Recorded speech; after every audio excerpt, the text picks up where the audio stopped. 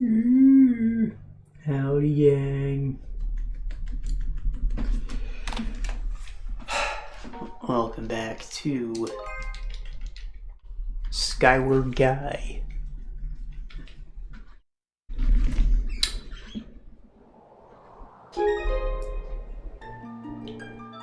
Longest.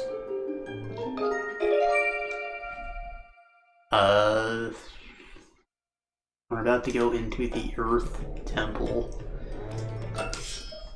Why is it not called the Fire one, even though it's all fire themed? I don't know. And technically there's a second fire dungeon. But like, that one's more of a volcano, it's not a proper temple, you know? And then, I don't know, we go into like a sand mining facility next time that's like, I don't know, that kind of makes more sense to the Earth, doesn't it? It's weird. They're just going right into the action, huh? It's crazy. So, Nathan Drake.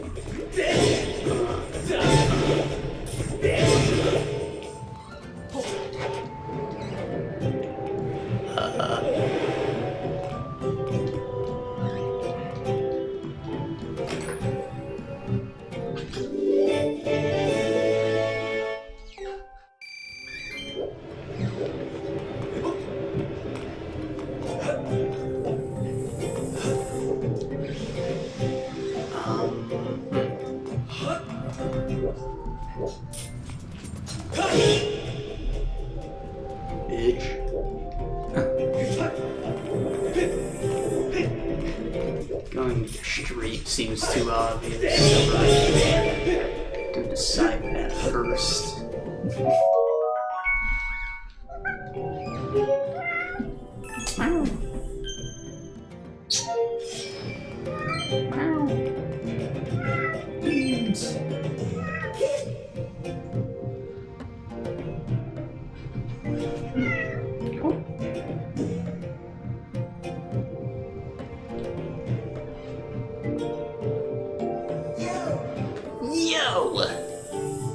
He sounds like Sonic.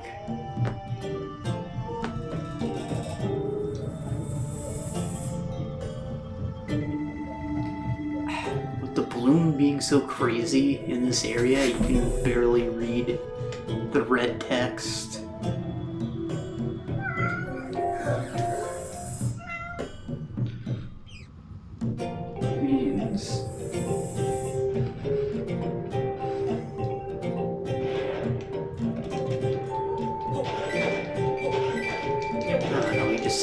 Zelda's here, I guess. Something like that. Jesus Christ.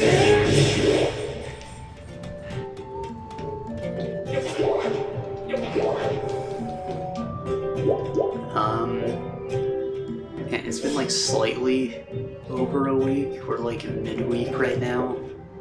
I kinda just wanted to get this done today. But it's definitely a lot later than we usually do this, which is why I might be trying to be a little quiet, because people are sleeping. Should be fine though. I've gotten to review the other two streams so far.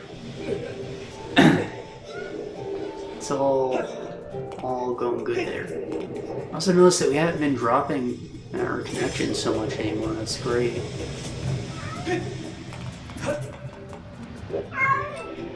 What?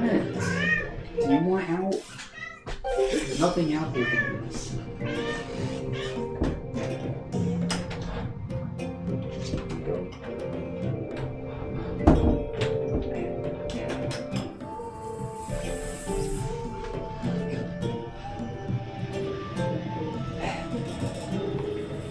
He values freedom.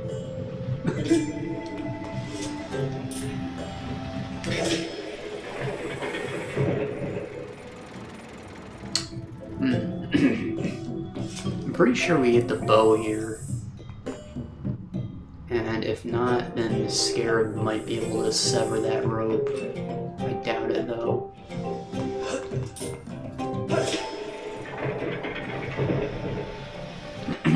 Honestly, a little early to be getting a bow, considering that we had a slingshot, like, just last time, you know?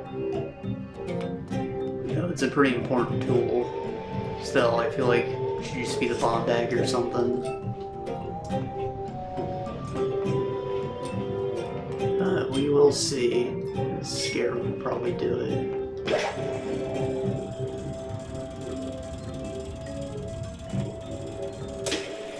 Here we go.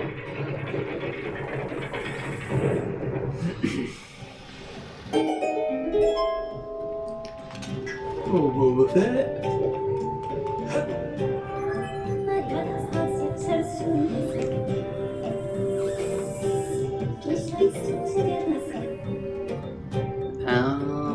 Yeah, I'm not gonna do that. I might do it, but not.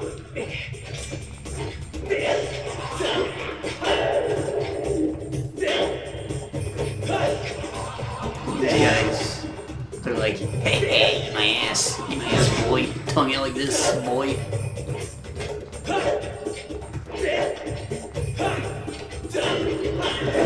Ah.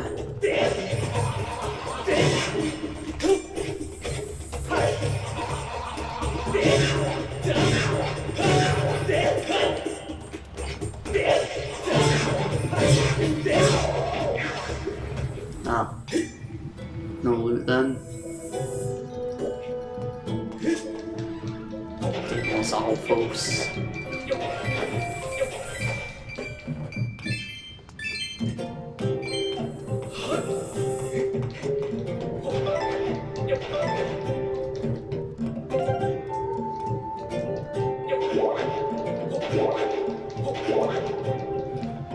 Alright, so we've got a couple things to talk about.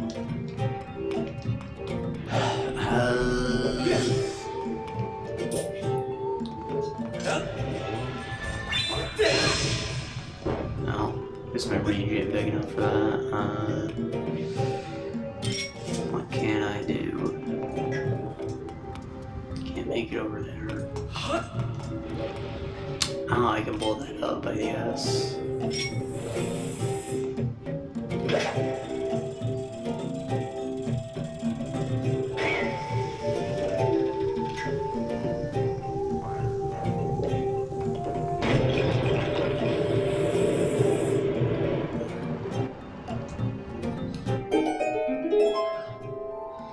Oh no, we gotta roll the ball.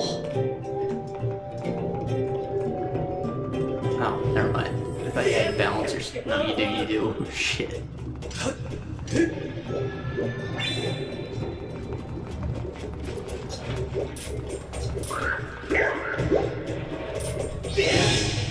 So, do you think that, like, WarioWare is low-key used to develop, or, you know, prototype game mechanics?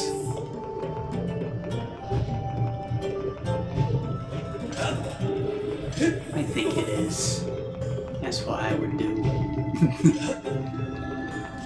But that's pretty cool. And it's just... Smooth Moves is like the best WarioWare, alright? It is so good. And, I just think it's silly that if that is the case, you don't have any games where the control scheme is, you know, the big cheese or the mohawk, or the paper plane, or finger food, I think it was called, the chopstick. There were so many options.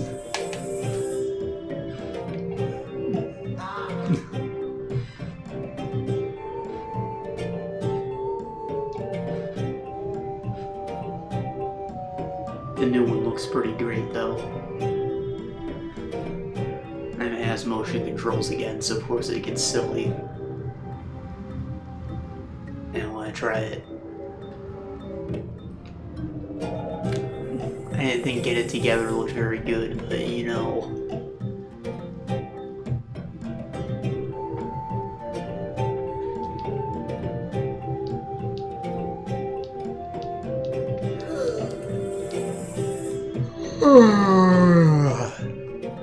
And is the bomb bag. Alright. So you left it behind here.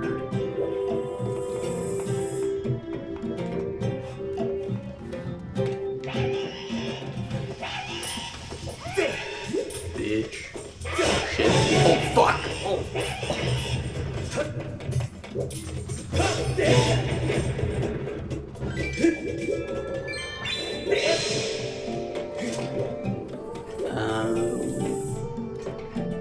Yeah, I'm pretty sure lava is gonna like fill this up after I open this barrier. That's probably why that ladder's there. Because I can't crawl back under. No, I guess not.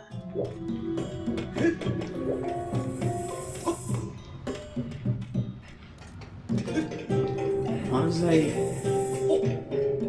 Right, things to talk about. Let's see, Nier Automata, version 1.1a, whatever. It's the animated series.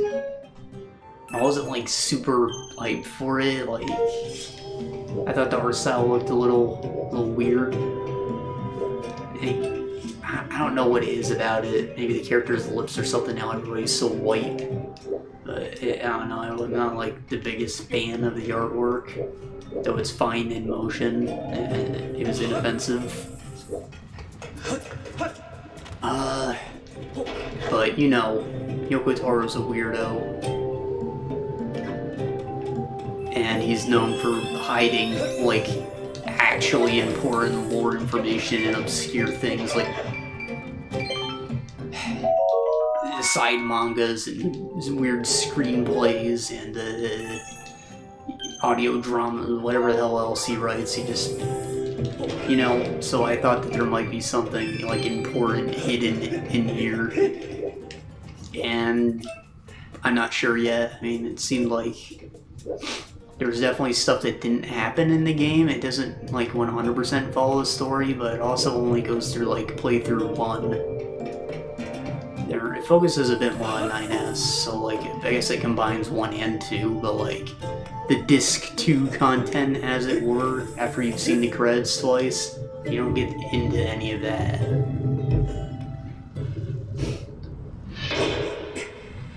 So I guess there's gonna be more.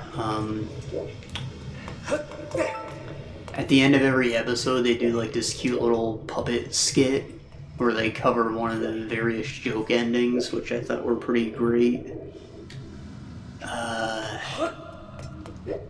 Kara Buckham and Yuri Lowenthal, they got the voice actors to do the characters and things, which, I mean, I guess that's not too surprising, but with the strikes going on, it may be a little bit.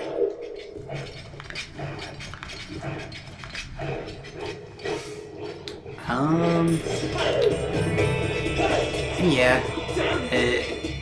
Considering that it's like a hyper-action-y game, I would say that the show doesn't quite live up to that. However, it does give more context to like some of the weirder, like philosophical stuff from the game, and that's pretty great.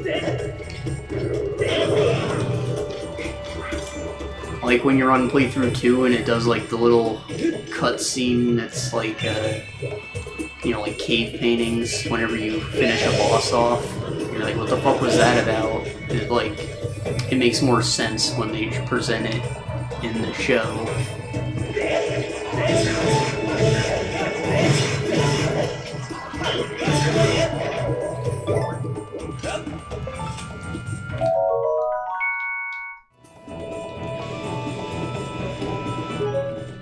So, I guess that's an upside if you maybe, like, haven't already gone on the lore dive and watched all these, you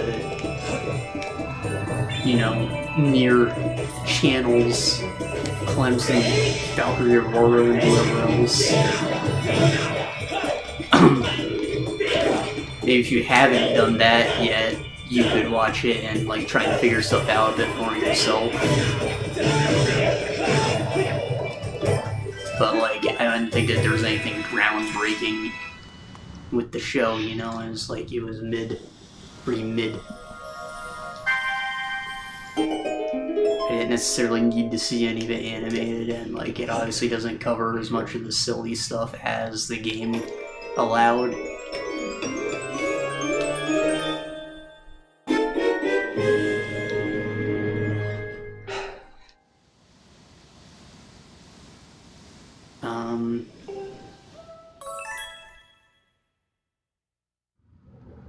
However, the delays, and that's what's interesting. The show went, and then like the last 4 episodes of it were held for a month or so before, and they were all released at once eventually. Really strange, which is why it took so long to talk about it.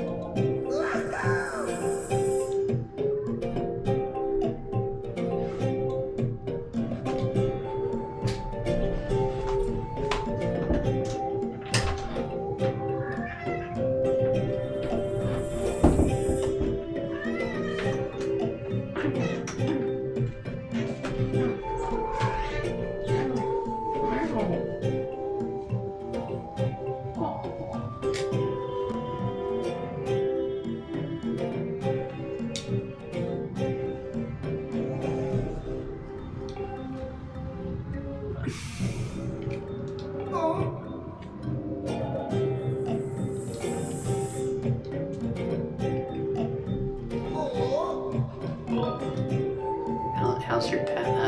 I didn't see him.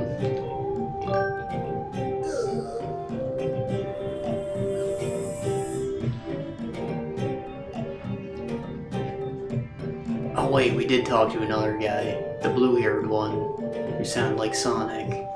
I forgot about him. Oh well, it's not like what we say matters. It's kind of weird they give us dialogue options.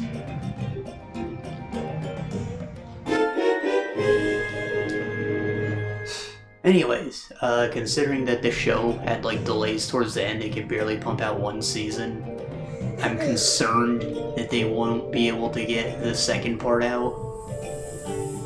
Maybe they don't have funding for it or something. And it also means you probably won't see anything related to the first game either. Or second, whatever. Nate Drakengard. You definitely will never see anything about that. Maybe 4, because that one's pretty wild and unrelated, but you know, whatever. Okay, so what's interesting about the bomb bag is that bombs don't exist, they're all bomb flowers, so you can just pick these up and put it right in the bag.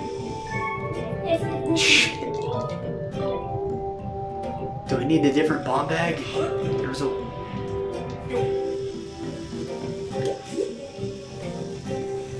Oh, there we go. Yeah, you just stuff them right in your bag. I guess that's the whole purpose of the bomb bag. It keeps these from lighting somehow. It doesn't make sense.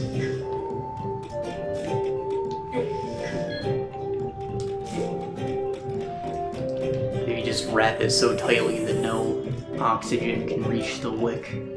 It doesn't really make sense that these light up as soon as you pick them either, but we'll talk about that. Maybe it's getting water from the ground.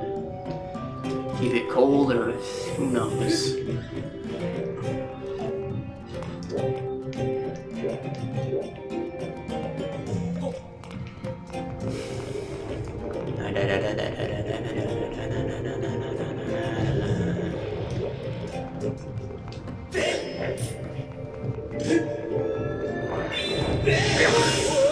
Oh shit.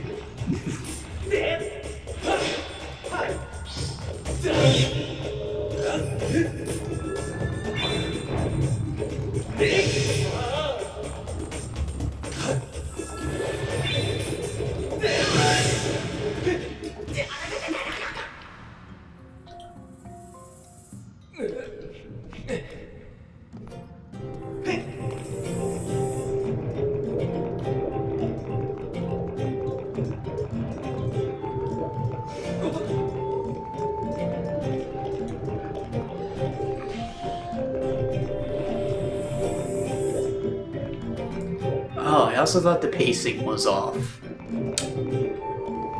I'd say that. Yeah, it felt like a little rushed. I mean, the game isn't crazy long and you can't technically rush through it, but like, somehow without all of the, you know, filler, side quests, whatever, things do get a little rushed feeling. It's probably just because everything's like so fucking insane that you need all that time to actually process what's going on. And I think that this show did recognize that, because it does do like little filler things at the start of some episodes where they follow some of the, you know, android mercenary people, or maybe the robots are doing something weird, which is unrelated.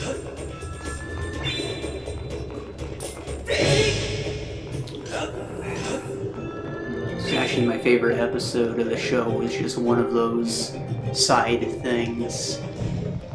It's probably episode 3 or 4. It was like a robot who got obsessed with planting flowers and stuff. It was like one of the Pixar short films, you know, it's just like a quick little emotional roller coaster.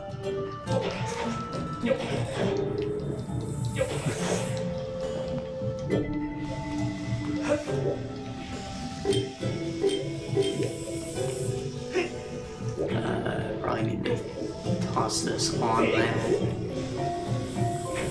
Oh, it rolled. That's not good.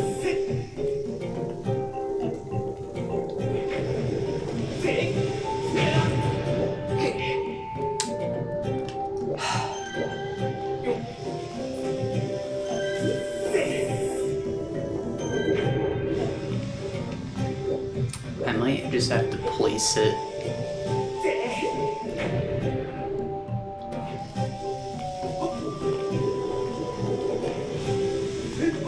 Obviously that'd be better if I just used the bomb from the bag, but they're right there. Why be wasteful?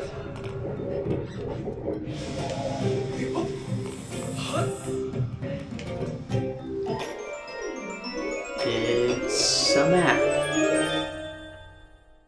No. I guess that's something. Rare loot.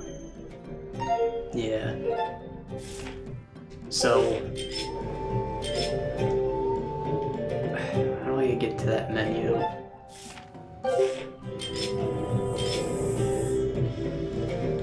Is it 1? I always forget how weird the Wii controller is with the 1 and the 2. It's literally like a TV remote. That's why it's called a Wiimote. Anyways, this whole bottom tier here, these are all like premium loots. Yeah, I don't think these drop from anything. You can only find them in a treasure chest, and they're needed for like the final upgrades and all the equipment. So this good, this trash. Some of these are kind of hard to get though, like the tumbleweeds. You have to like catch those with a net in the desert, and just it takes time.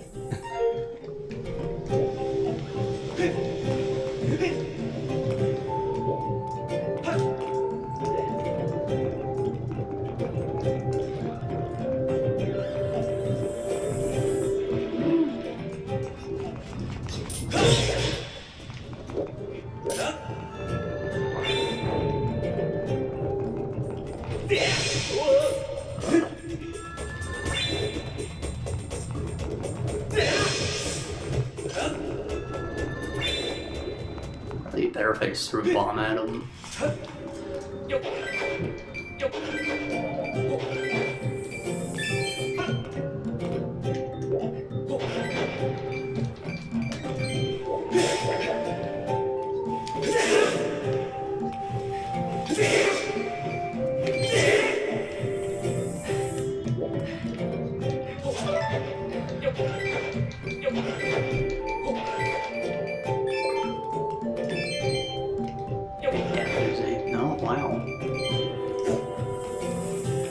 This one, I don't know, it it could be a key, but I'm guessing the map again.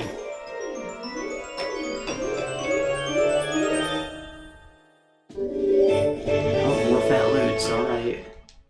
Goddamn.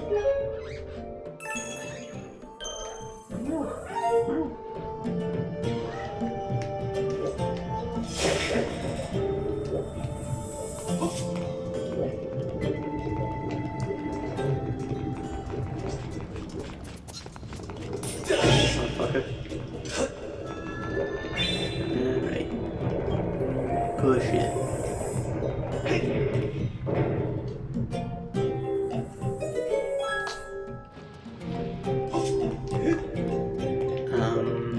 I thought there was their own ball, but that might have just been the switch I was looking at.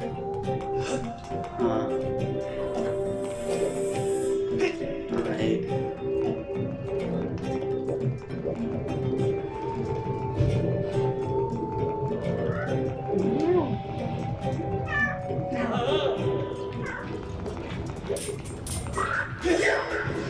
Oh, nice. Give me that. Give me that. No.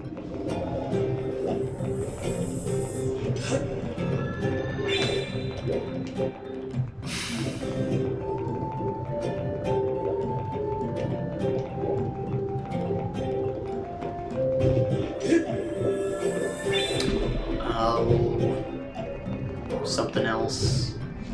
Oh, jeez.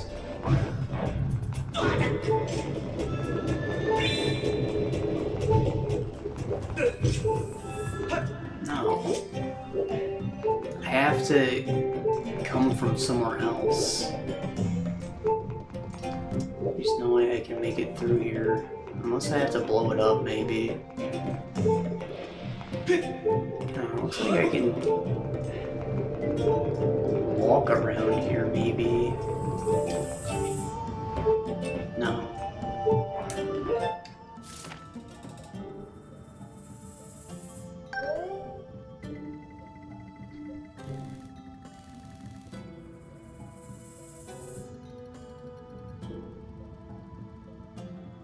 I don't know why this is so off.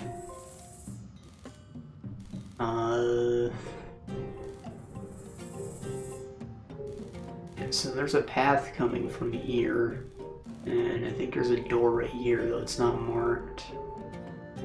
There's a door here. That'll probably, like, take me up and around back to over here. That's gotta be it.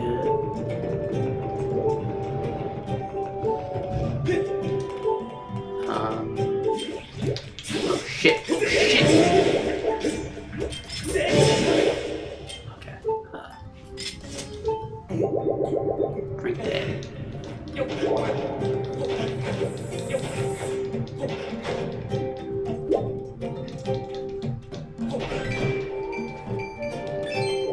Alright, what'd I say? Scott Pilgrim takes off.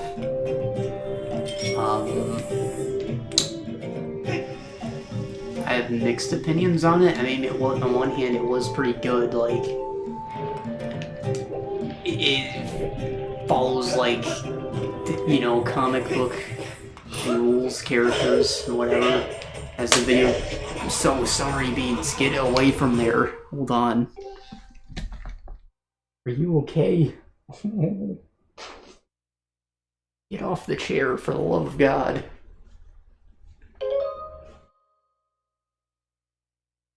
Are you okay? God, I didn't swing that hard. No. I feel terrible.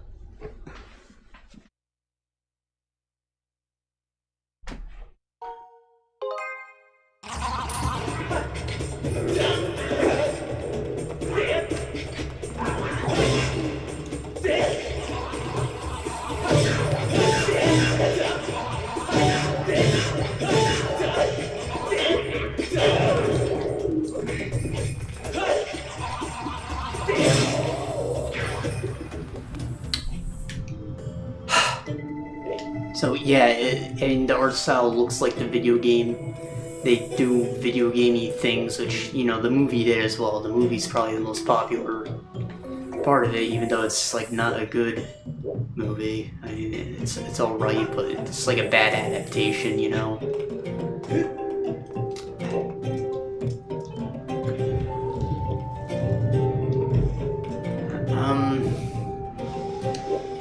Yeah, it keeps like the same energy of that. I'd say that it at least had the spirit. Anyways, takes off, right? That's the subtitle. That's very important because it's not versus the world, and that's where the disappointment comes in. Like, it starts off being the same, like, oh my god, is this gonna be...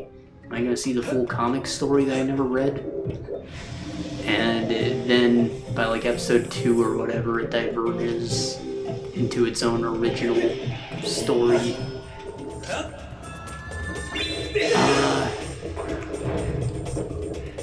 Which ends up being a little anticlimactic. I mean... See, I'd say if you, like, know what the original content is, then this is like a bonus, you know? It's like a... When you buy a Persona game and then they re-release the Golden or the Royal or the Fest, and you buy the extra content, it's just like kind of like the extra stuff, it doesn't do much to add to the game, but like it's neat that you see more stuff with the characters that you like. And you get some weird kind of power of friendship ass boss that's a little cringe, maybe. It literally felt like, you know, the expansion to the main story. Which, considering how video gamey it's supposed to be, that like kind of worked. But I don't think it's good, necessarily.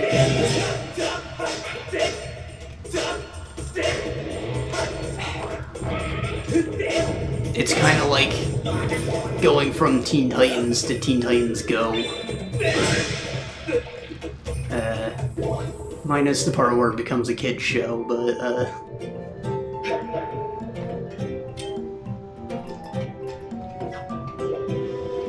you know, basically the same thing. It's goofier, less... Stakes are a lot lower. Things are a lot less serious. You can see this easily turning into like a serialized cartoon series. Which hopefully it does not. I would like to see the actual versus the world story arc animated. But I don't know, it seems like they might do a season 2, keep continuing where they left off here at least. But you know, how are you even gonna call it the Scott Pilgrim show if Scott Pilgrim is literally missing for almost the entire thing? It's more of a Ramona Flowers adventure.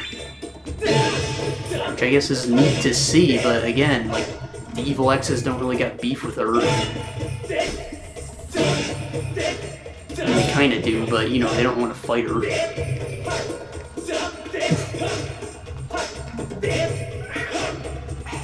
I need to recalibrate this, because it is so off.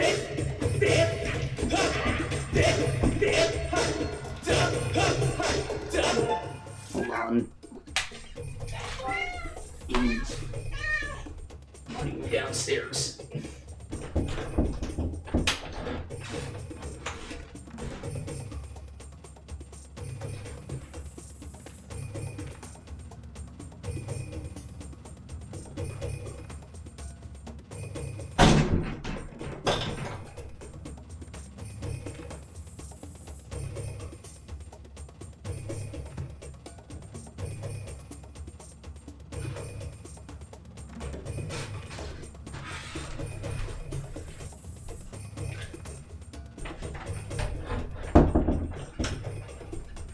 See, this is why I almost never have him in here.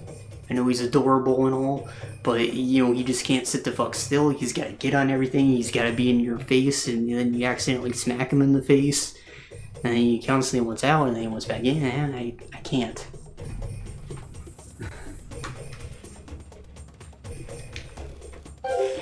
Oh yeah, the calibration. There's a way to do that in the menu. Right? Yeah, right here.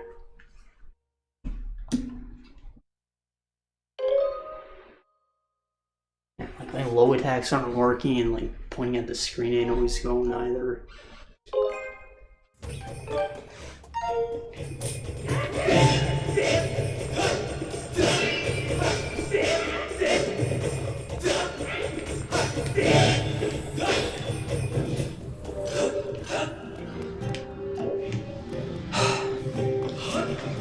So I really liked like all the animation. It was fun. It looked like the game, and like it looked good.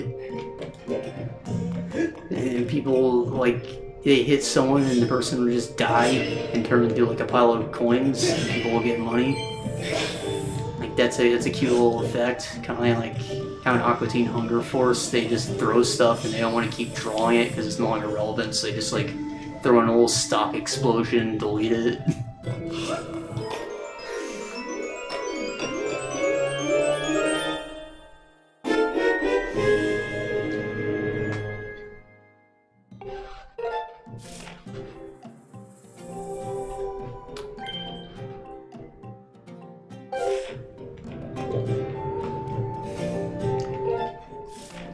So this does not go around.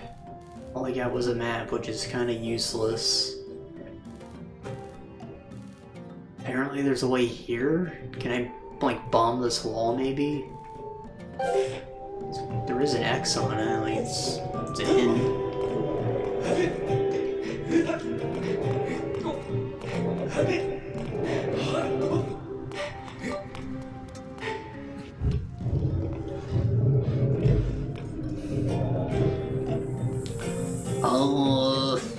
It's a Netflix show, so add money, lots of licensed music. I appreciated how they kept like the whole J-Rock and chiptune and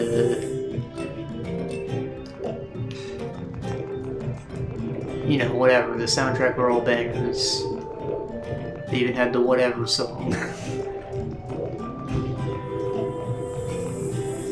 And they kept Metric, which is the most underrated band.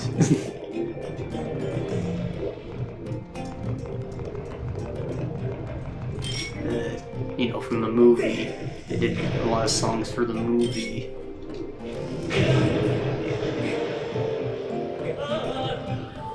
I don't think Anna Monoguchi was there, though. That would have been nice to see. They did the soundtrack for the game, of course.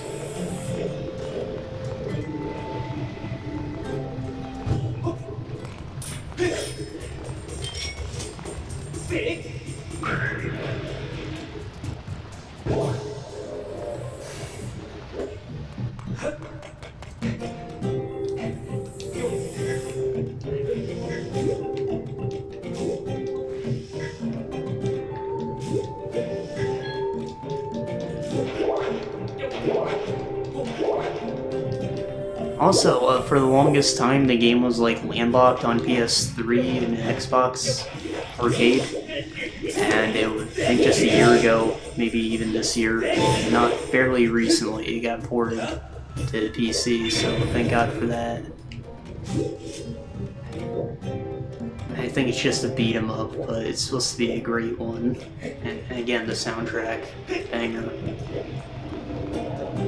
It's worth buying just to get the access to the soundtrack, actually.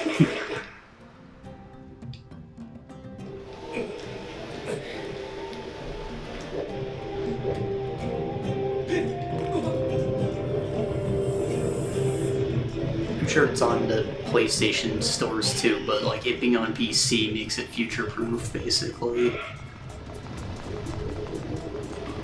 I'm sure there will come a time where the OSs are outdated again, but pretty much after Windows 7, nothing's really been like that, or even needed to do compatibility modes and such for older OS versions.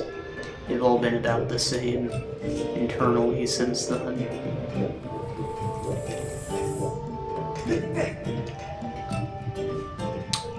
How do I do this?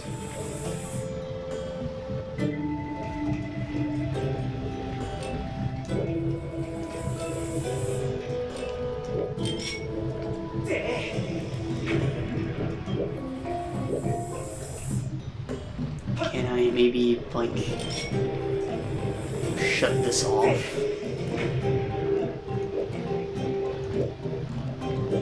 Oh, there's a crack.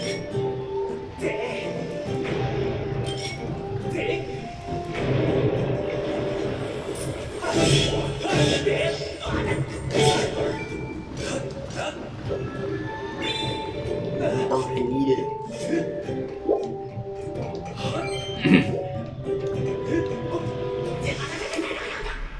Shit. Alright, the last show on the list is...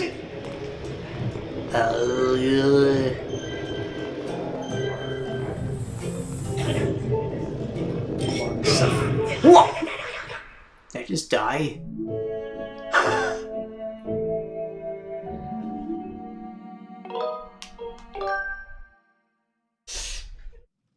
Of course, because I didn't save at the statue in the center.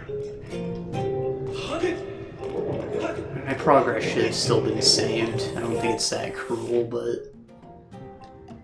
had I saved here, I would have spawned there, you know?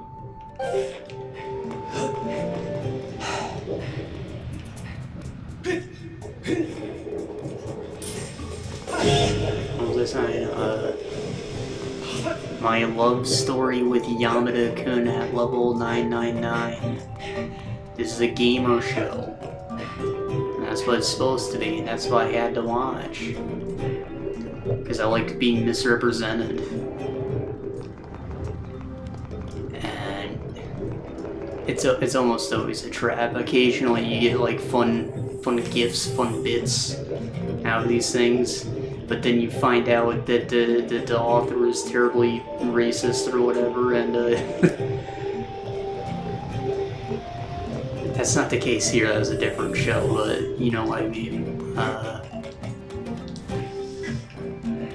So yeah, I'm gonna save you the time and say, yeah, this didn't feel like it was by a guy who plays games. You know, he doesn't make the fun jokes or anything like that. It's just like a plot device, like it is in Sword Art Online, where you realize that the writer absolutely knows nothing about the medium.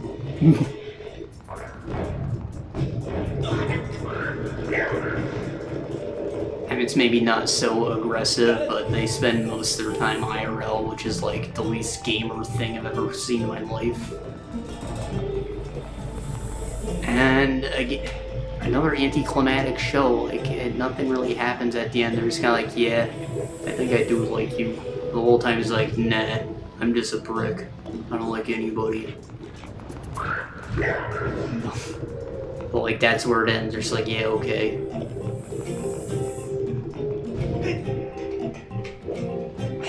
And they like inject a freaking love triangle out of nowhere for no reason. Like, it was unnecessary. Just padding. And yeah, it was overall fairly uninteresting. I'm not sure why I finished it, because it pretty quickly started disappointing.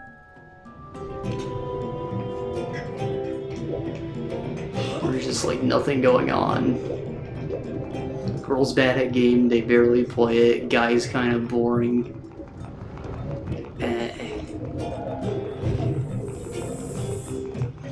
I don't know, there was this shitty little girl who was like a little awful bitchy Regina George. I guess she was kind of interesting for the 2 episodes that she was evil. Do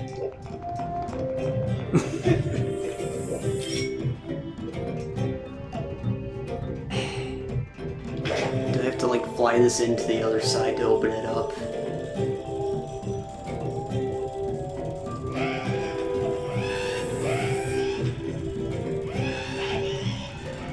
I didn't think it was worth very much.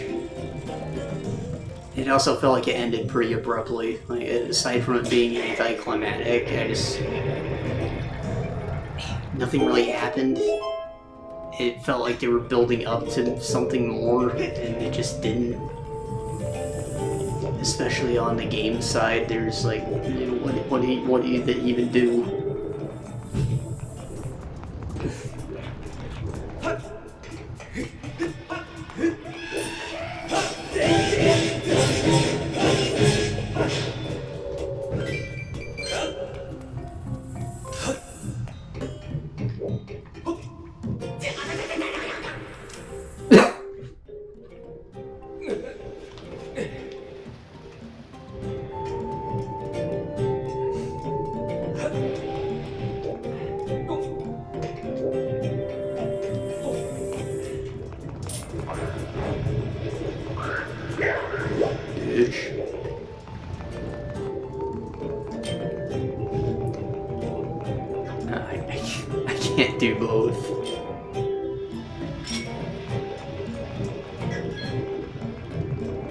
Uh-oh.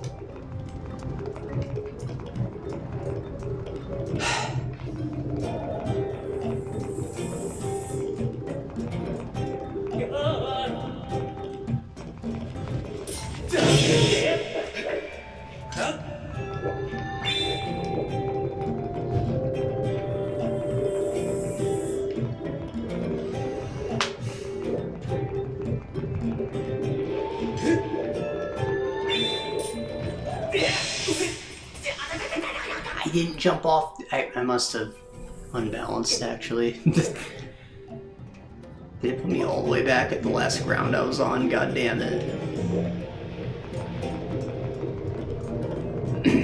That's why the little side island's there. It's not just an optional thing, it's supposed to be a checkpoint. It's good game design, thank you Nintendo. I'm just stupid.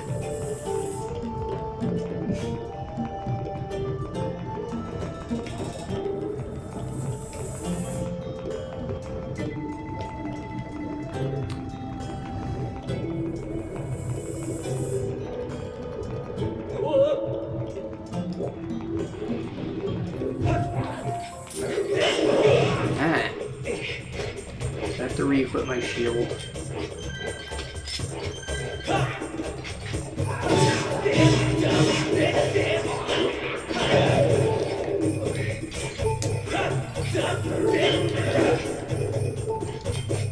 Hold on, you.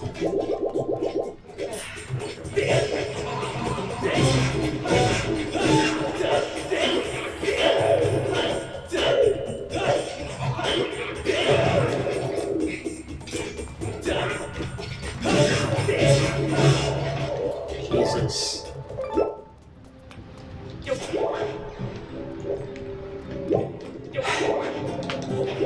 I'm not too worried about the potions. There was that fairy we found earlier. It should have respawned since we died.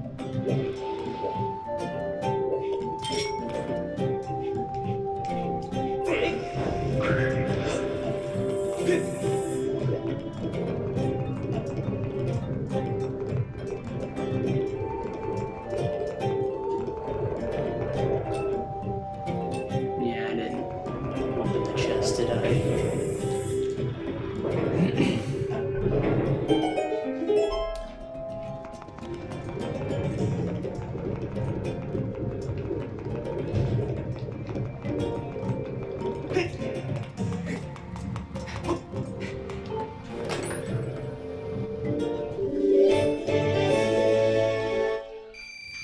Okay, so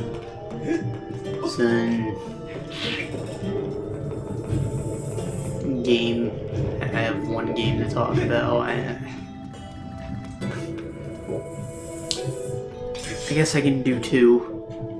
I've just been playing like too much Risk of Rain Returns these past couple weeks. Like I've put in a lot of time. I'm just knocking out all the challenges, having a great time. I still haven't completed Risk of Rain 2. Like, I got artifacts to unlock. It takes a long time because you have to get to the stupid portal and then do the challenge every time, and then sometimes the challenge kills you. And I don't know, it's a whole thing. I've got stuff to do in Risk of Rain 2 still, but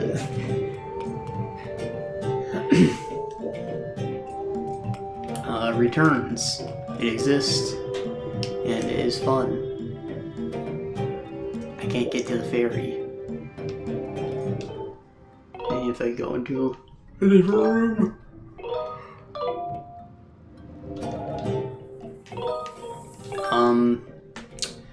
So it's a remake of the first game, so it's 2D. It's got new characters, new maps, new variants.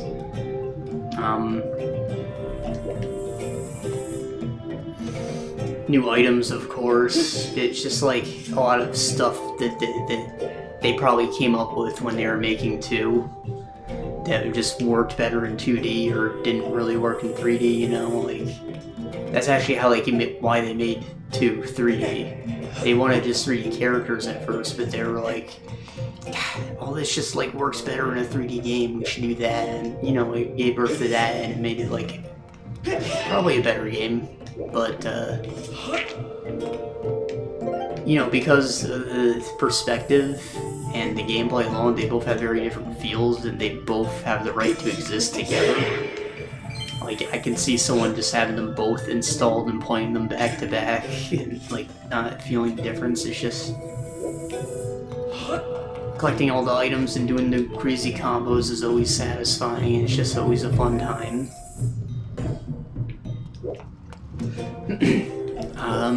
The new characters are fun. I even got to play some of the characters I didn't unlock originally because they patched in a lot of content later on, closer to 2's release. And, you know, stuff like the chef wasn't in the game originally. They patched him in later, but, you know, I've only really gotten to play him here. He's not new, but he's new-ish, and I like him. He's cool. It's a lot of fun.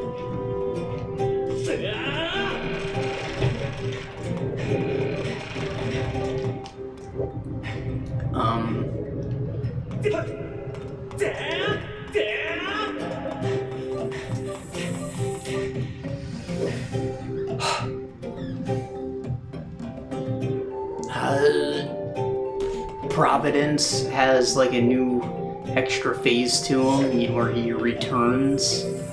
So like, yeah, I guess that part of the game's different. There's also like a whole Providence Trials mode you can do, where like every time you unlock a character, there are a couple different missions you can do with them.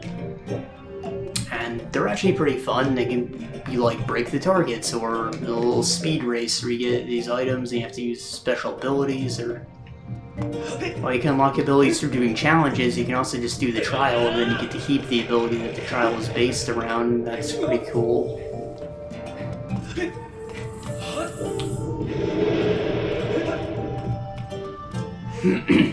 And those are a lot of fun, kind of WarioWare-esque.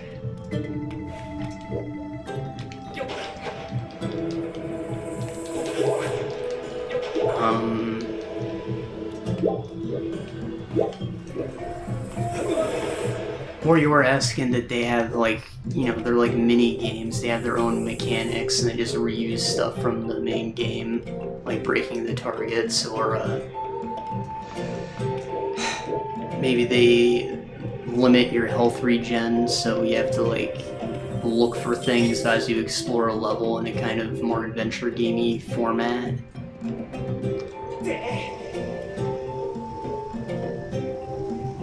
See how there's that means that that's the place you're supposed to aim for.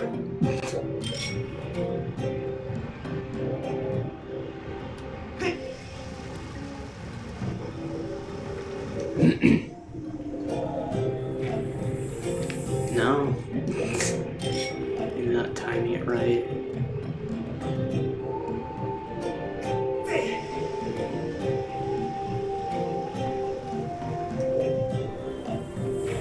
Here we go.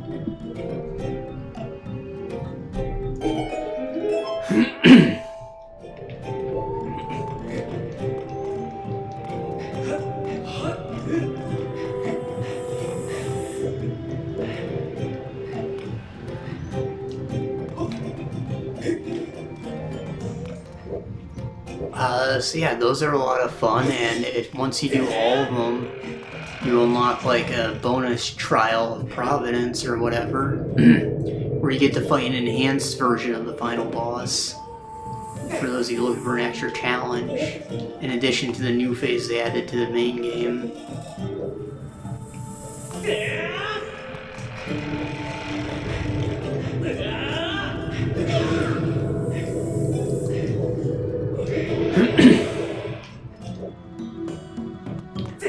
They added in the alternate skills from 2, so those are a lot of fun to play with.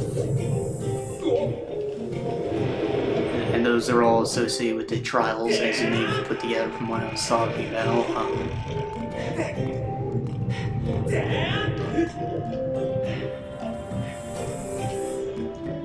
But there's also the skins, and there's stuff you can do to unlock, like secret skins, like doing the trials or finding secrets in the world.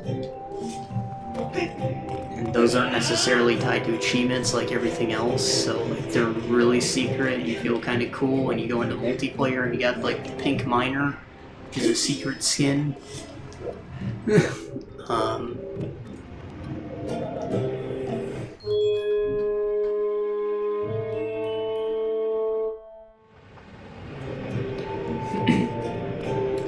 multiplayer's better. It's not LAN anymore, so you don't need to like use Hamachi or Tungle and hand out IP addresses and do port forwarding if you're smart.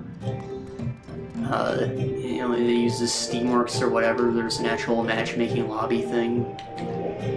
And even if people aren't necessarily online with like open rooms, if you make your own lobby, it usually fills up pretty quickly. And again, the game did just come out.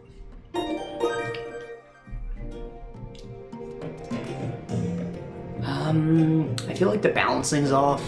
Probably because it's 2D and they just, you know, there's only 2 places you can shoot, dodging's a lot harder and stuff like that, but like chest spawns specifically, I feel like there's just not enough, especially in multiplayer. So I almost always had sacrifice on, which makes the items drop on kill. And, you know, when you're playing with randos, you have a lot of idiots, like people who build poorly or they just steal all the items, and you know, it helps it not be a waste when they inevitably rage quit out of the game when they die. And you know, it keeps people from being underpowered. Like sacrifice is just the best.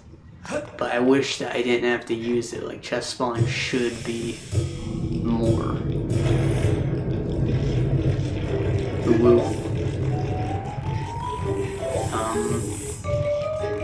Crash Bandicoot. Fuck.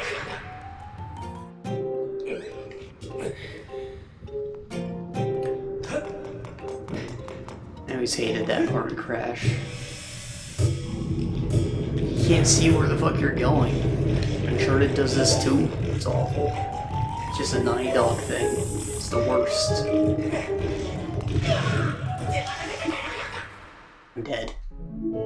Great. Great. I was looking for the cat, but I forgot I let him go.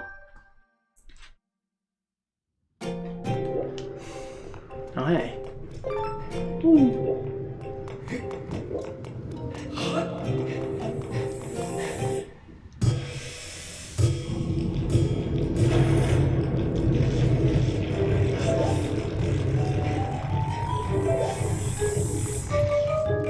Stupid or not, most of the players have been pretty friendly.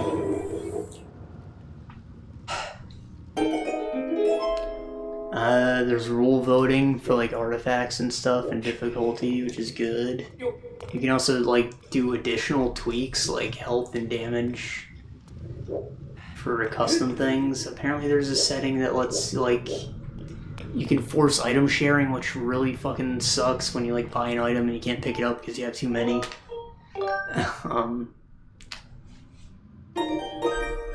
But you can also set it so people can have like their own custom rules if they want to play with more damage or health or whatever. Maybe if someone's like worse at the game, like you're playing with your kids or something. There's local co-op too. I don't think that was in the original game.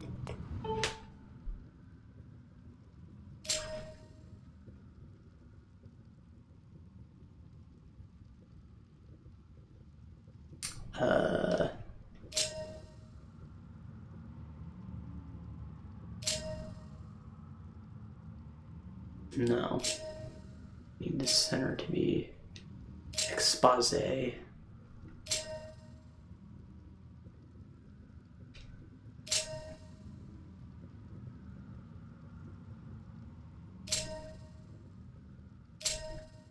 Is this right? I just gotta rotate it.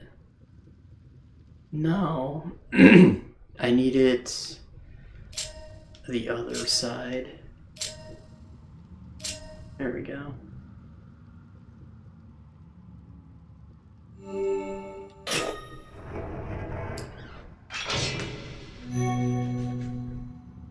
Put my lizard in the hole, know what I'm saying?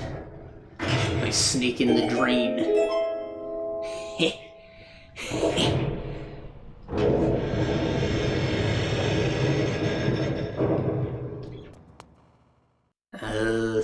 This one's an actual boss. He is like a puzzle thing. Hopefully won't need any potions, because I don't have any. But I remember this guy, I think. He was like a ball and legs, and I had to like throw bombs at him. He rolls down a whole track, yeah. Yeah, this guy. Let's get some health in the room, that's good.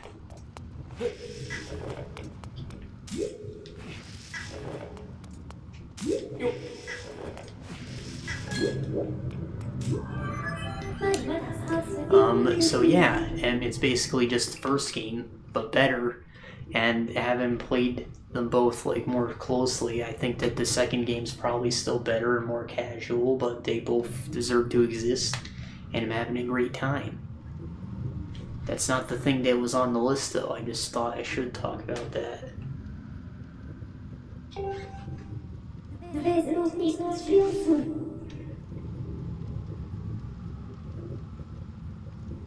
Bondage.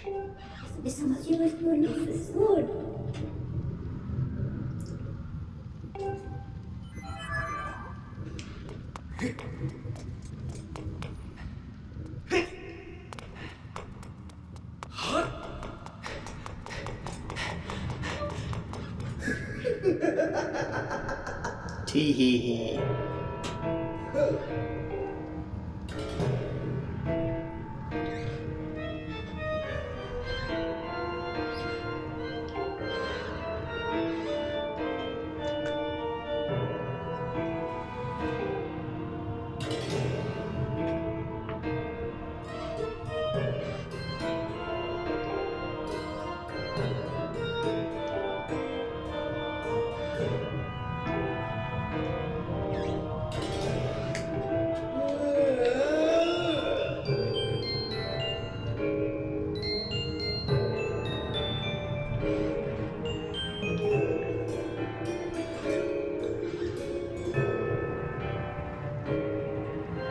See, when he talks about his master so early on, you think this guy's maybe gonna be gone after like the first couple dungeons, like Agnum, and then you spend the rest of the time fighting Ganon or whatever.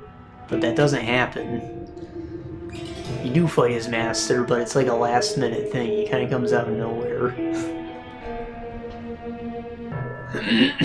It's weird. You know, he's underselling himself, that he's still supposed to be the big bad, you know?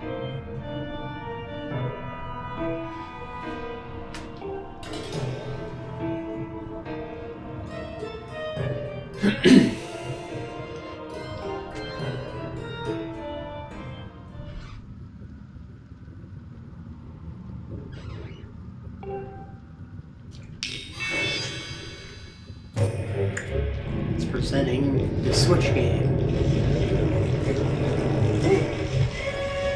Should use that in a commercial for the remaster.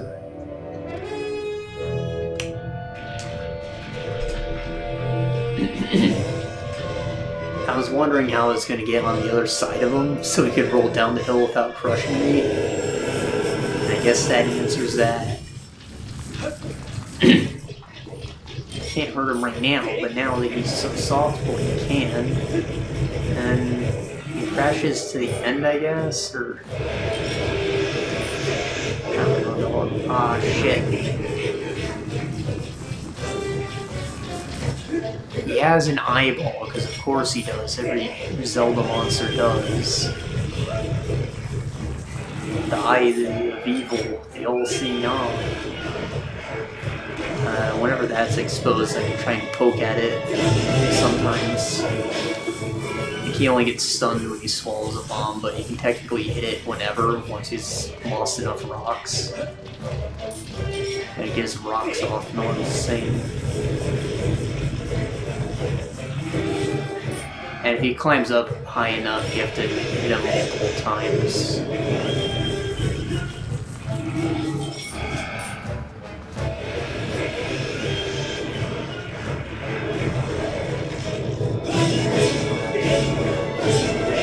Depending on the breakage pattern, you might have to swing differently. We got pretty lucky with ours, so we don't have to poke at it at all. We just slice wherever.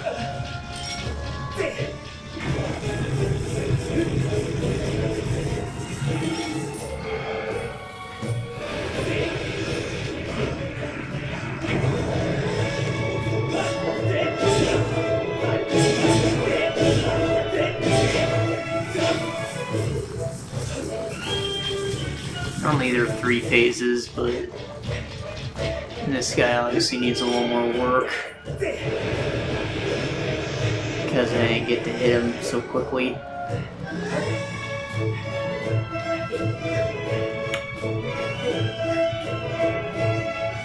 So he should be close to dead now. Anyways,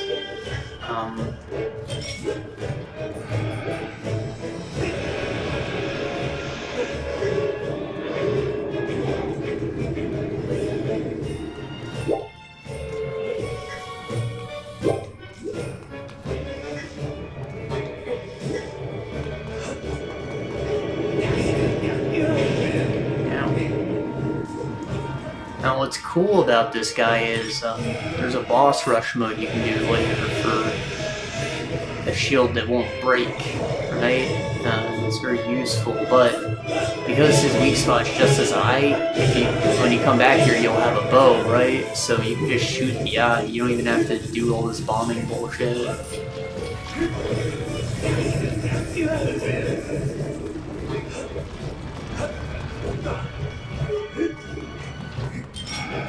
What's great about the bow is you can upgrade it a few times, like it gets really powerful.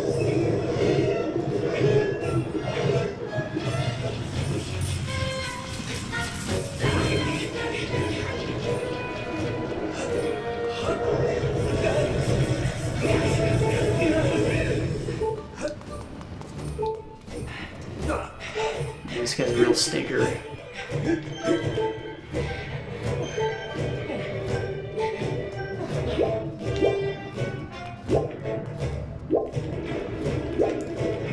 So yes, I'm aware that I'm letting myself take burn damage already. I stop, drop, and roll. Just like real life, you get iframes.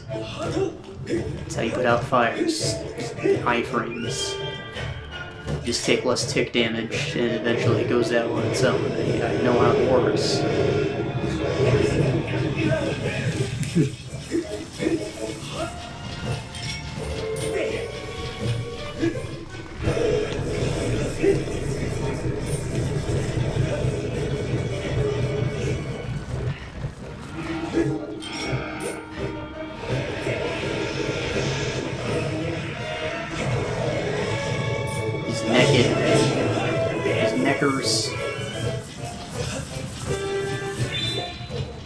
I think you can just Skyward strike him now, and he doesn't have any rocks.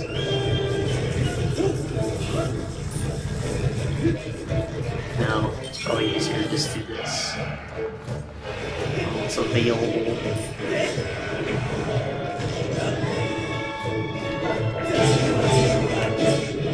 Yawn. What was that, 5 phases? Yuck. We can sit down now, though. Oh. Itchy leg.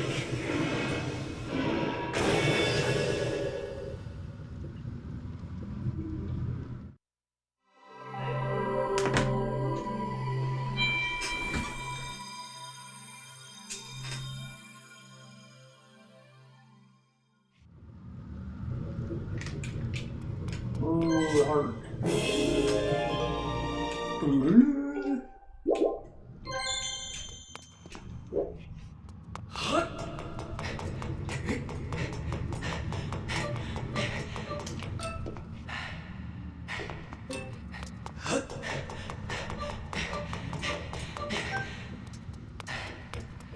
Let's grab a bunch of bombs.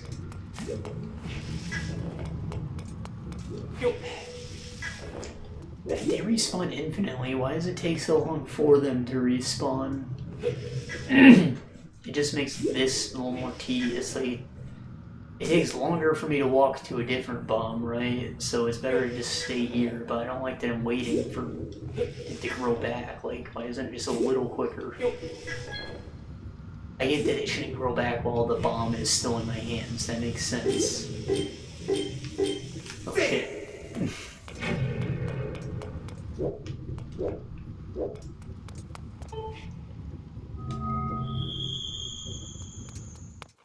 Why is my leg so itchy? It's red. What did I say? Something bit me or scratched me? What the hell is this?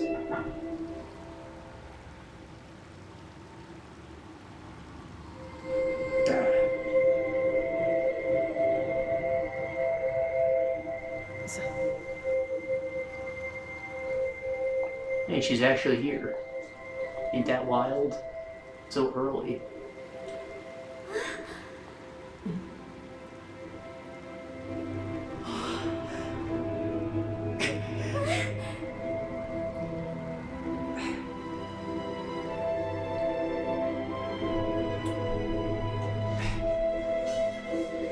This really aggressive, like, hot flash earlier. I thought I was going to die. I just got so sweaty and I felt like I was going to throw up, and it didn't, but maybe I got poisoned. Maybe something bit me and poisoned me. I don't know what the hell that was. It just came and went a couple minutes.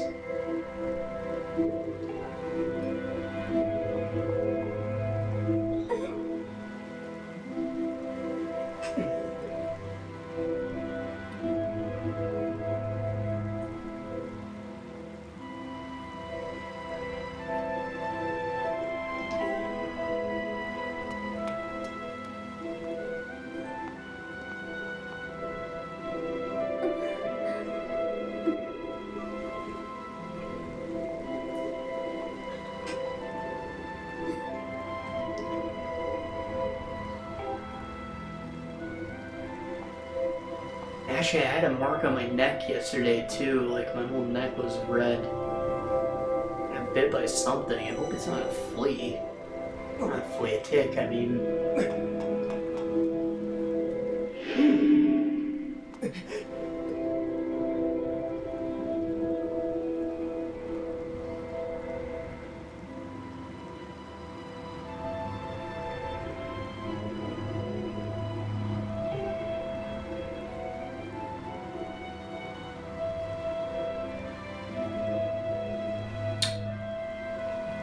Bed bug.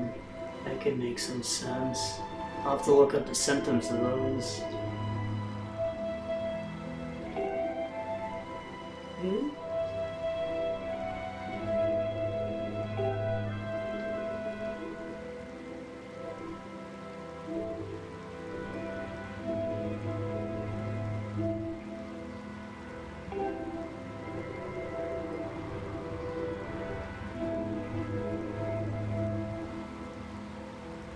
Wait, hold on. I was so close to being on time, alright? Like, you were here this time, and maybe if she just sat the fuck still, I would be protecting her right now, huh? Man's trying to sacrifice her. He's not gonna kill her. I already beat the man. So, come on. Give me some slack.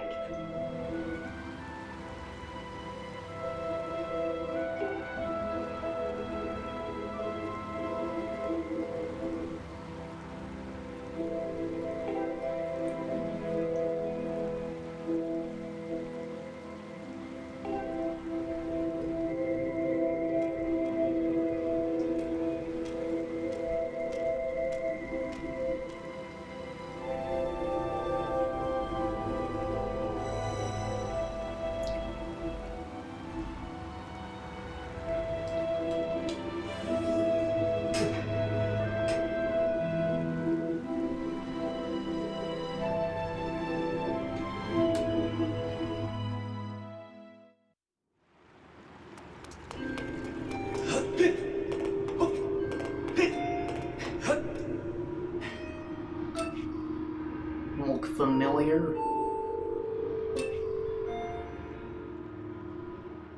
Not not really, because it's underground, but the layout of these rooms is similar to the 5 statues in Breath of the Wild. There are 3 of, but they're not quite in the same place. I guess this one would be the Akal one, though. It's in like a canyon.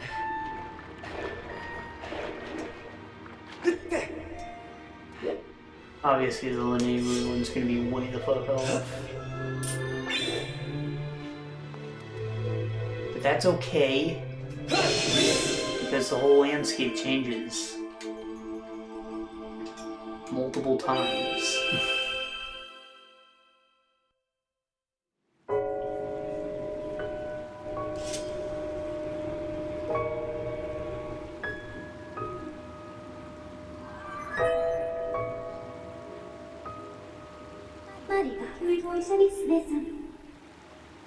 Alright, do your little weird dance thing. I don't know why she doesn't just stand still. Probably because it'd be boring.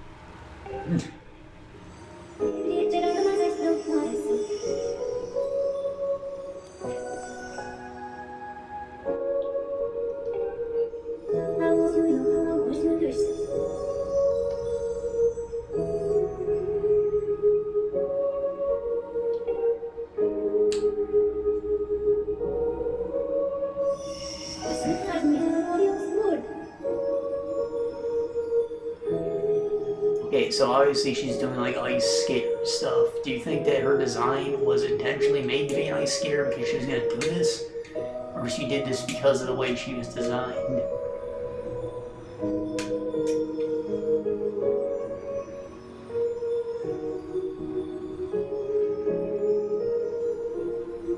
I'm thinking it was probably the first one. They wanted her to do the dance and they're like, okay, let's give her an ice skater costume.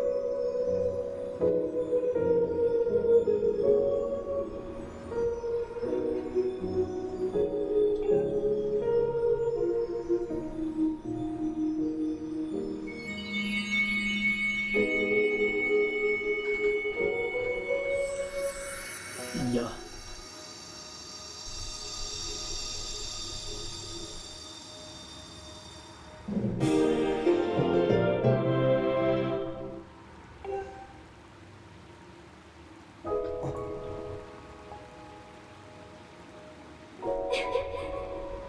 Tee-hee.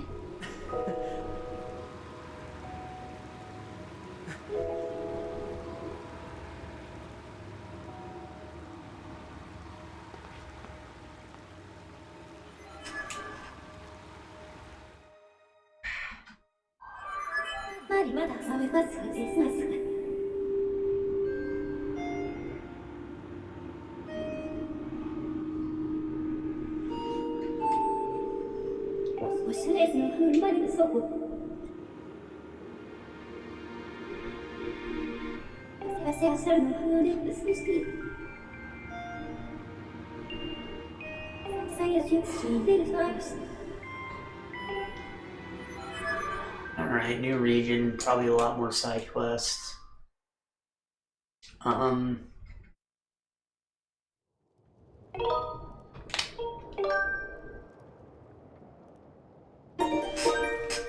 long did that take us? Like an hour and a half? Yeah, close. We were 10 minutes off from... It's okay. Oh...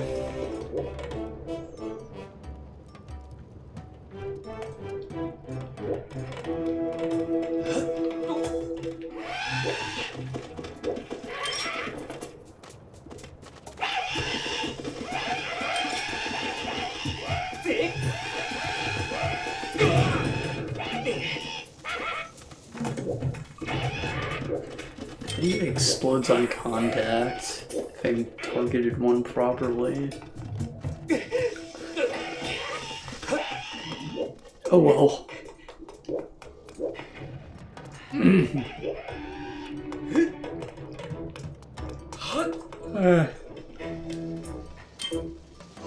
Just like the stamina flower, there's always a bomb around when you need it. You don't really have to stock too many of them. I think you can upgrade the bag size.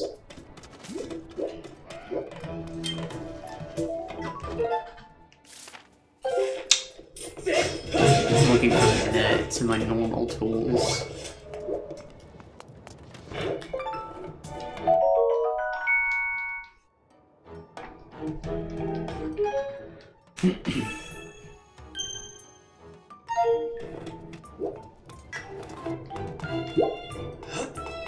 Alright, we're gonna go put that tablet away, and then we'll look for side objectives. I don't know why I really stood back up. We're not doing any action for a while.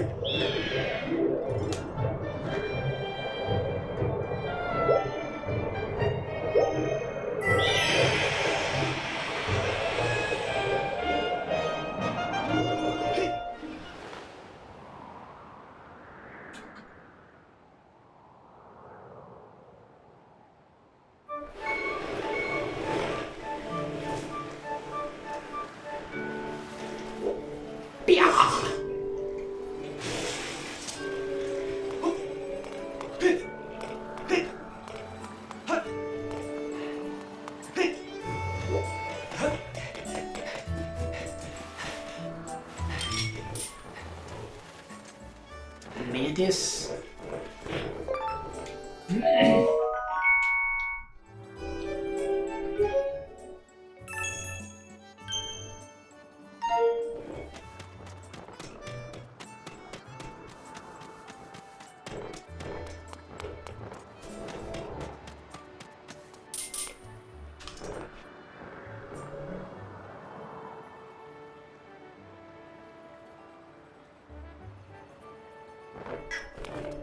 Not gonna do it. Not gonna tell her that she's a cache. The risk would be too intense. Use a little NSFW. Yeah, that.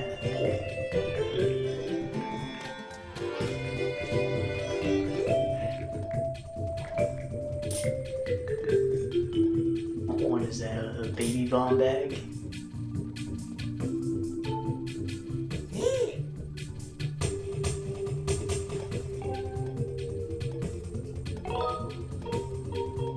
So you buy these small ones and you can upgrade them just like the shields. Again, there's always bombs around the neato, but it's pretty unnecessary.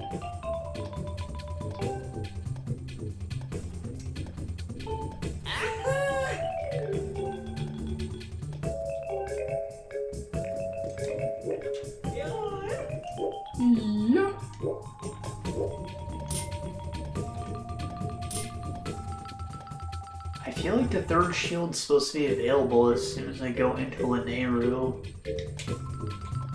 So maybe after I put the tablet in.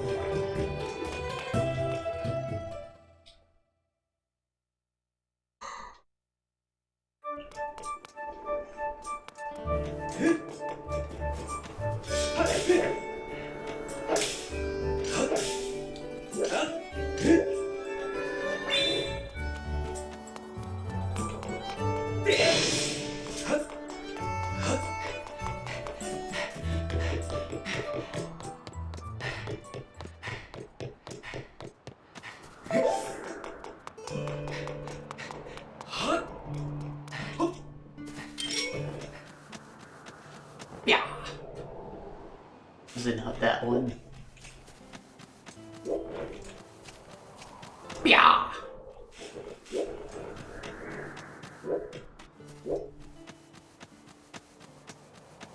Yeah. Damn it.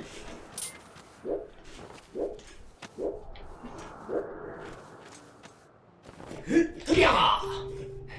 Oh, there's something on this shred. I just locked onto it. There that motherfucker is.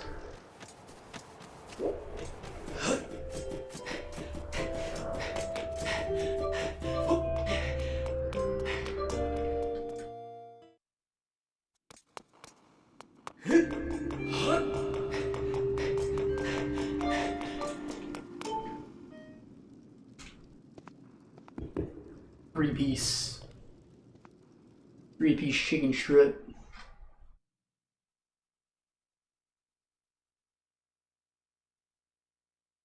Extra dip.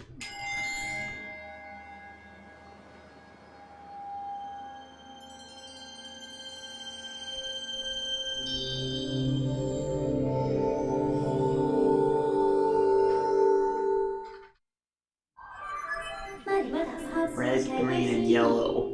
Not blue. It's yellow because it's a desert, even though it is blue at one point.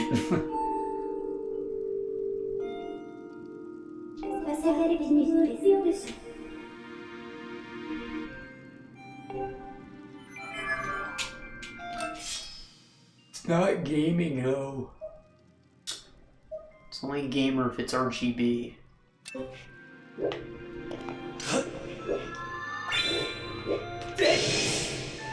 Yeah.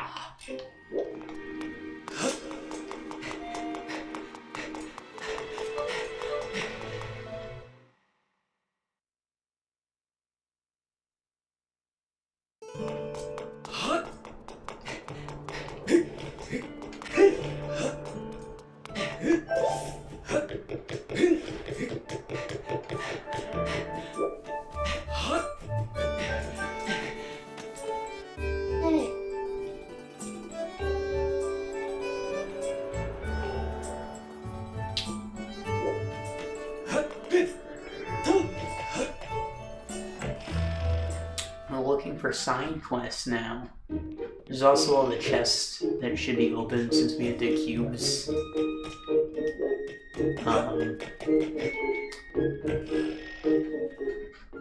Yeah, I didn't check any of those. We can probably do the next step at the Lumpy Pump. I bet there's one of the mini games available. Either the bamboo cutting or the diving.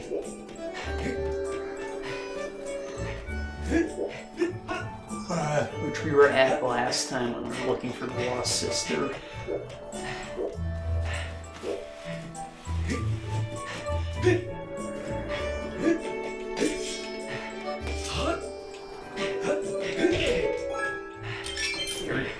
Bug.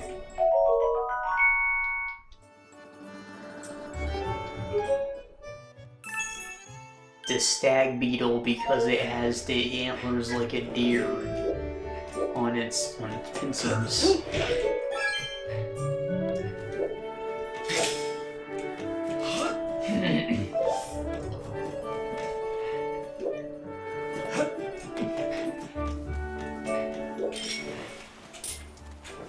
It's strange how they portrayed the tall bug boy as a weirdo in this game. When, like, Japanese people love bugs. Collecting bugs is like a common reason to go camping or whatever. If you don't think beetles are cool when you're a boy, you're a weirdo. The samurai armor is based on beetles.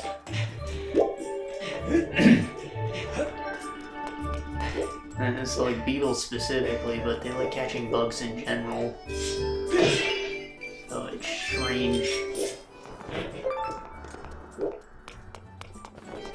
seeing the weird guy be the bug lover rather than like Bruce or someone cool.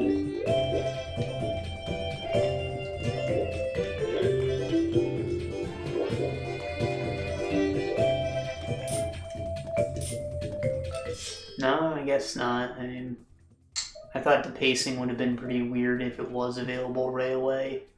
But I'm kind of disappointed that it's not, because it's the only one that I really think is worth upgrading. You'll find out why when it unlocks. Till then, I guess we can upgrade this one, maybe. Oh, yeah.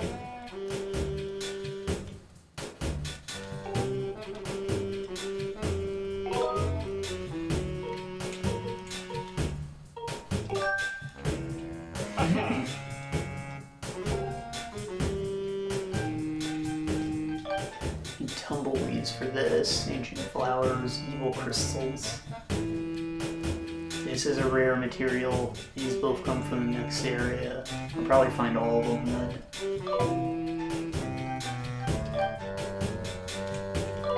relics.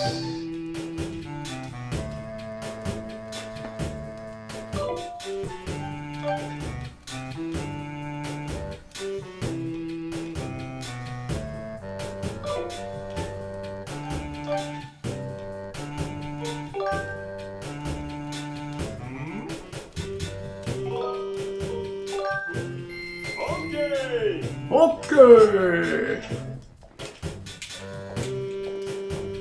I love this guy. I don't know why he didn't come back as a side character.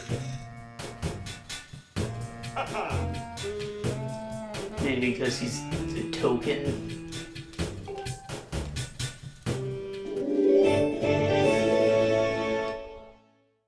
Or no, I guess the dark-skinned people are always Gerudo, and they don't have males. Or, you know, it's one every how many longs. Oh, that's a shame. They couldn't change his skin color and still brought him back. Like, it's just the character I want. It doesn't need to be the token Gerudo.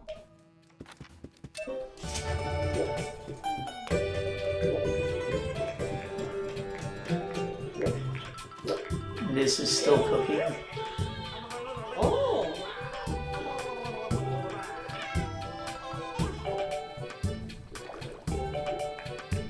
Do I really have to go to all 3 areas first? That's a little ridiculous.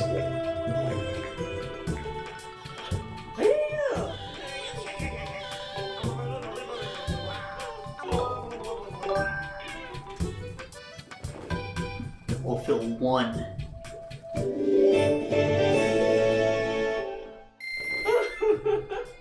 I might have to deliver more soup.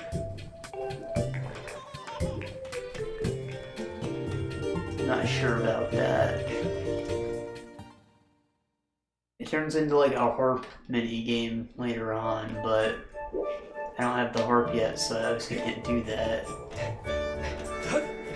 The pumpkin people might make me deliver more soup though.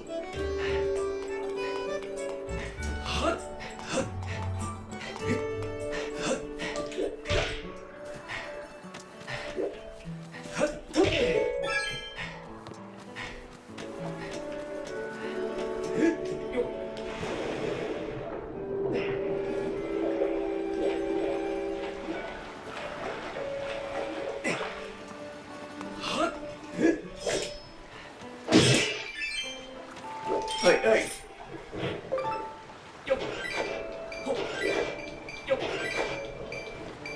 That's a lot of money.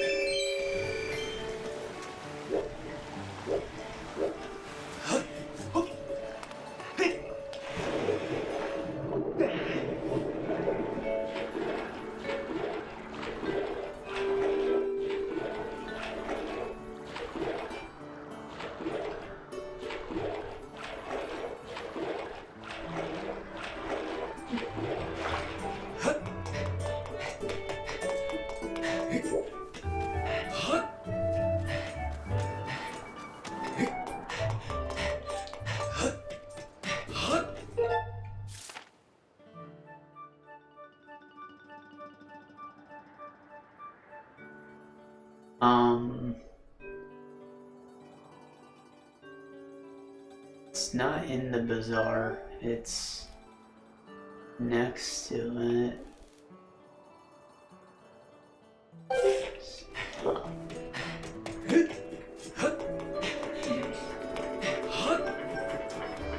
Oh, there it is. How do I get in there?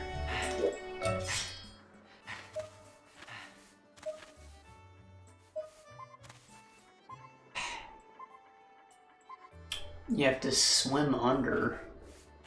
Which you won't be able to do for a long time. It's weird that they made that open so early.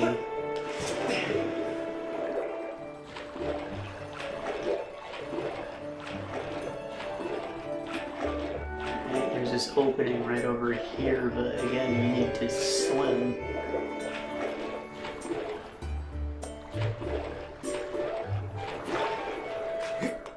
Yeah, obviously Link can swim, but he can't dive.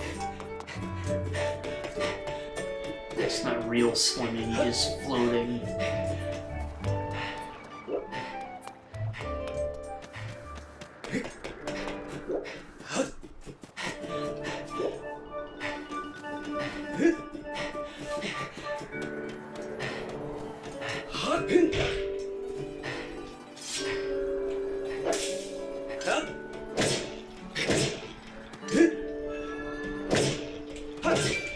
There has to be something I can do with the dig units, and this might be related.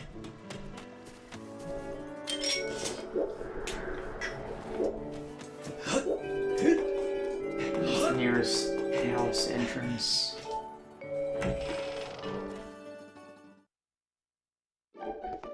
Yeah, something bit me on the back of the head for sure.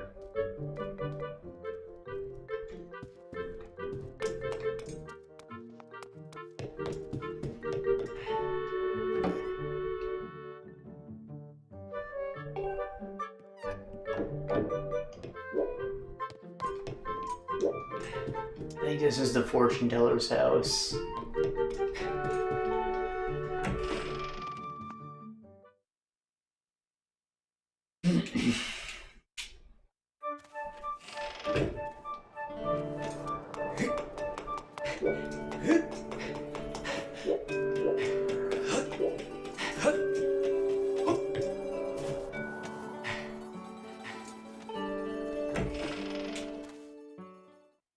This is the blacksmith's house.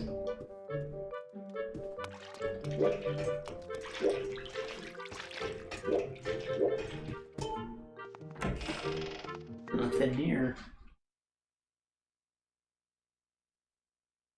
Alright, let's go to the sky. To the sky. Yeah. To the sky.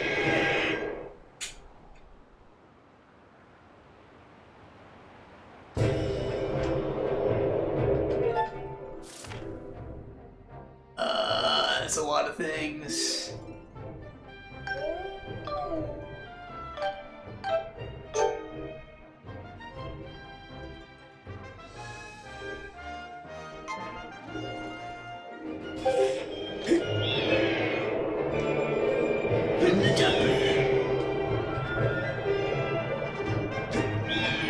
Cream of the crab. The cream. The spices.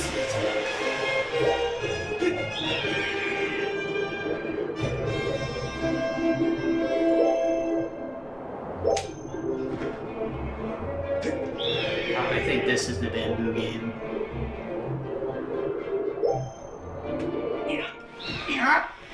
Just crashed my bird into the building.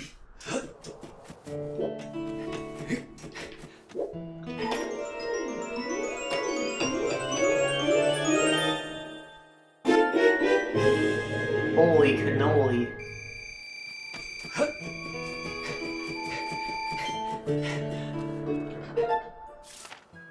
Is that too much? Probably have to pay to play this anyways.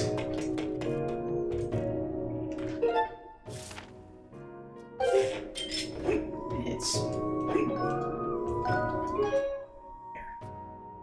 plus 300, but it's also 500 plus 300. Okay, yeah.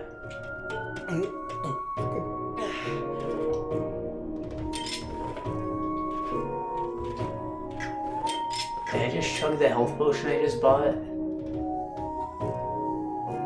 For real? Yo. See this guy? He's like Tingle. He's Fat Link. He doesn't have the hat.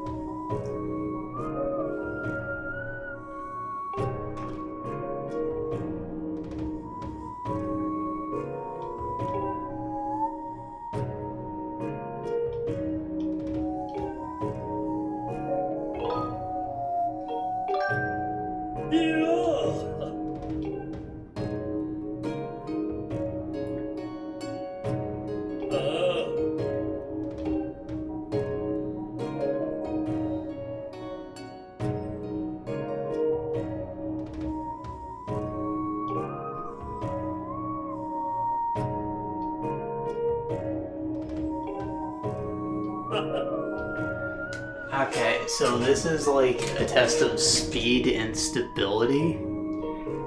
If you swing at this tree like too hard from an angle, it'll fall over and get out of reach because you can't move. So like you want to do straight, horizontal, flat slices, and you want to do them quick. This is actually a bit easier if you have a longer sword, because like physics apply and it helps to balance it, but we'll try. You'll get a heart piece out of this, of course.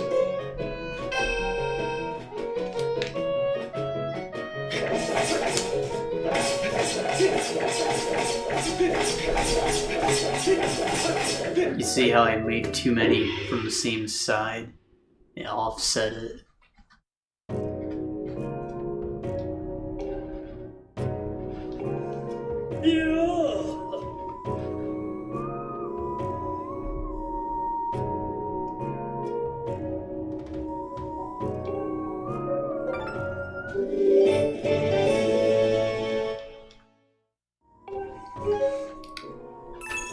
And that's a good prize, it's not the grand prize.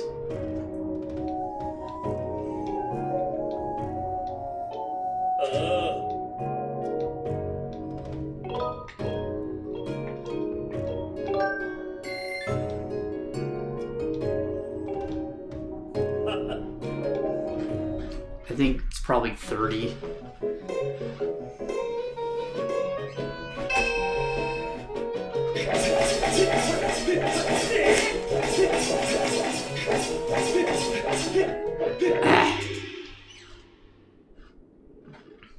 I didn't mean to swing, that was the Wiimote vibrating.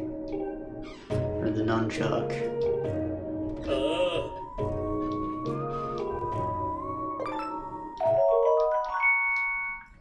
I'll take it.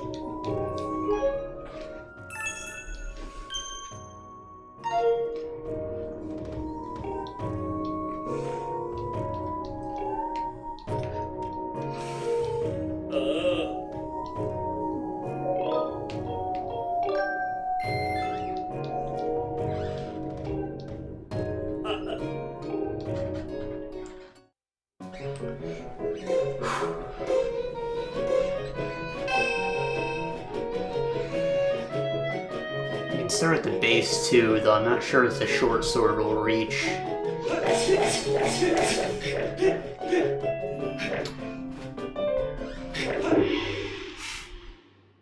Alright.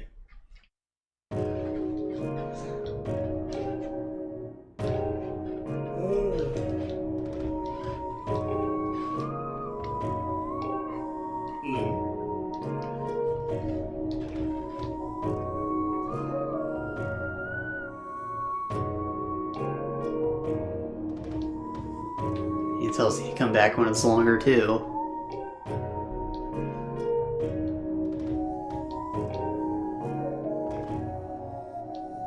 Alright. I doubt I'm gonna top 30.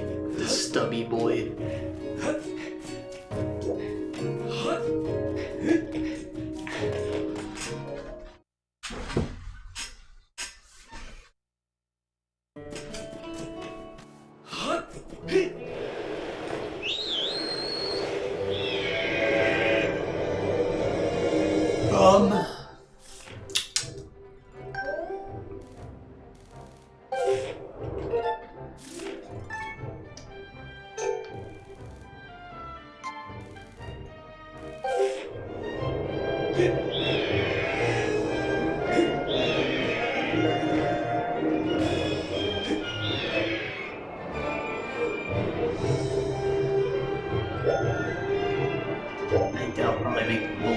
The island I'm trying to get to.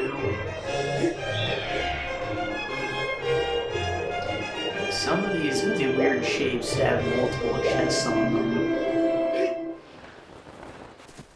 Sometimes they just have weird shapes.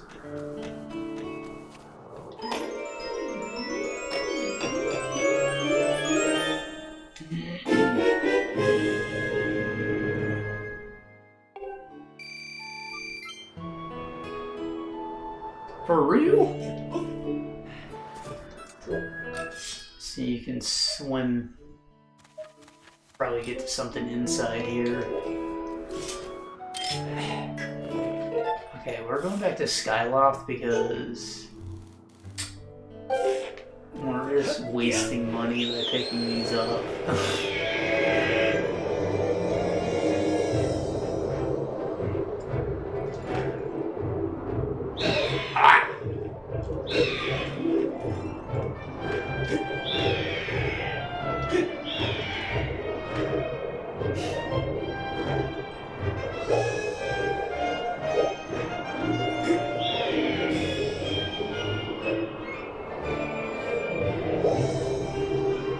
See those videos where like a seal will come and try and snatch a sandwich right out of someone's hand, and occasionally a guy just gets them and they do the same recoil animation.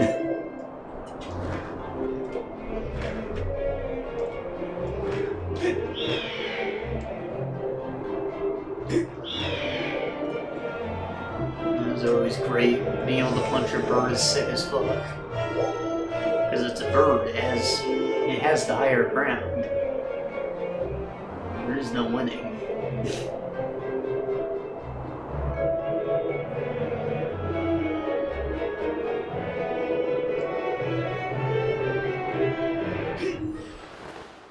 Yeah, right, we'll go buy the most expensive thing Beetle has.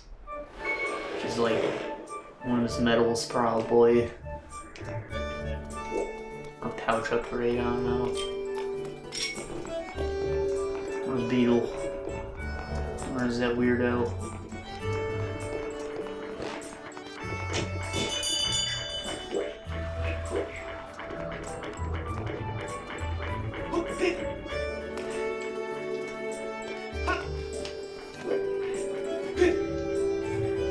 What the H?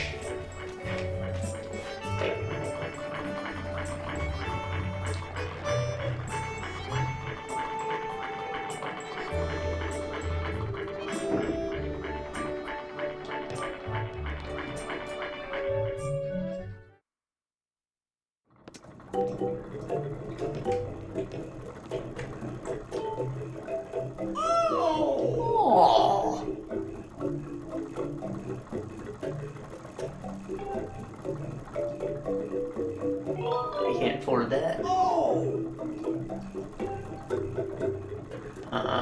So is this more rupees?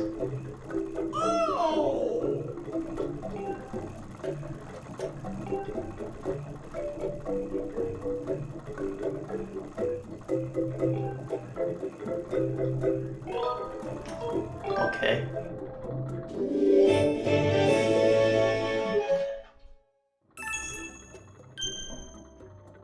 Thank you! Can hold 1100. I wonder if that will restock when I come back. I can buy another one. Or if it's just sold out until I make more progress.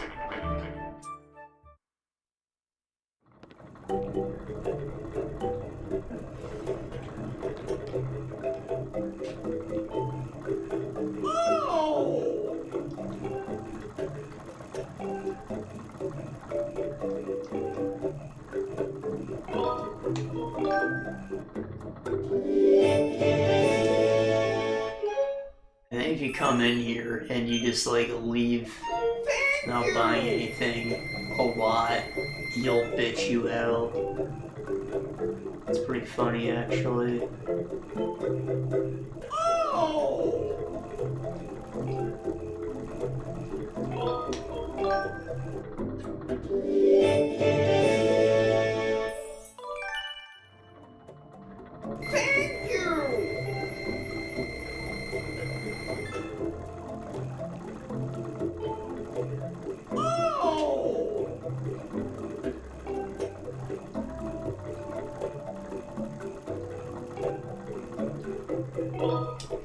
I could have bought that with my full wallet.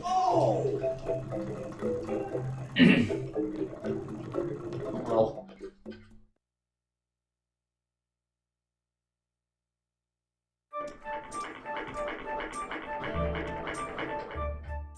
We'll gladly buy another pouch if that's available.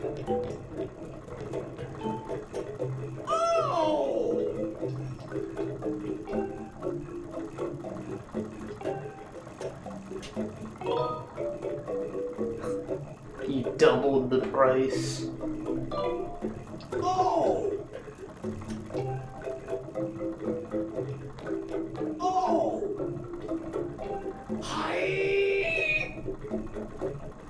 There it is.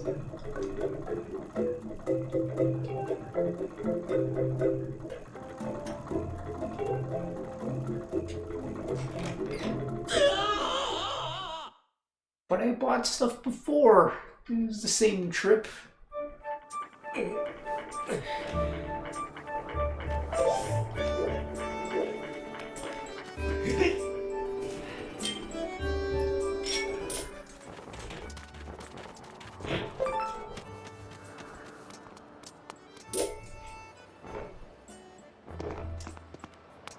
Cashew's nuts.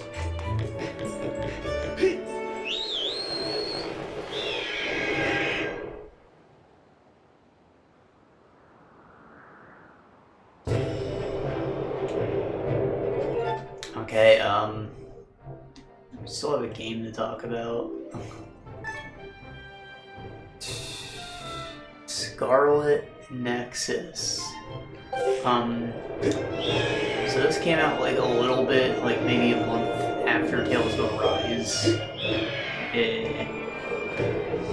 It's made in like the same engine, has similar gameplay, same team even. Like I think they might have just been doing it while they were finishing stuff up or whatever. You know, it's a smaller budget thing, and you can tell by how basically none of the cutscenes are animated.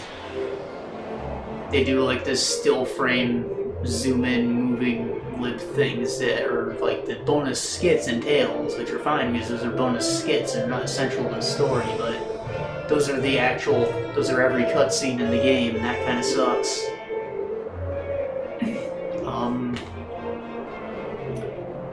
I wasn't like super jazzed when they announced it, like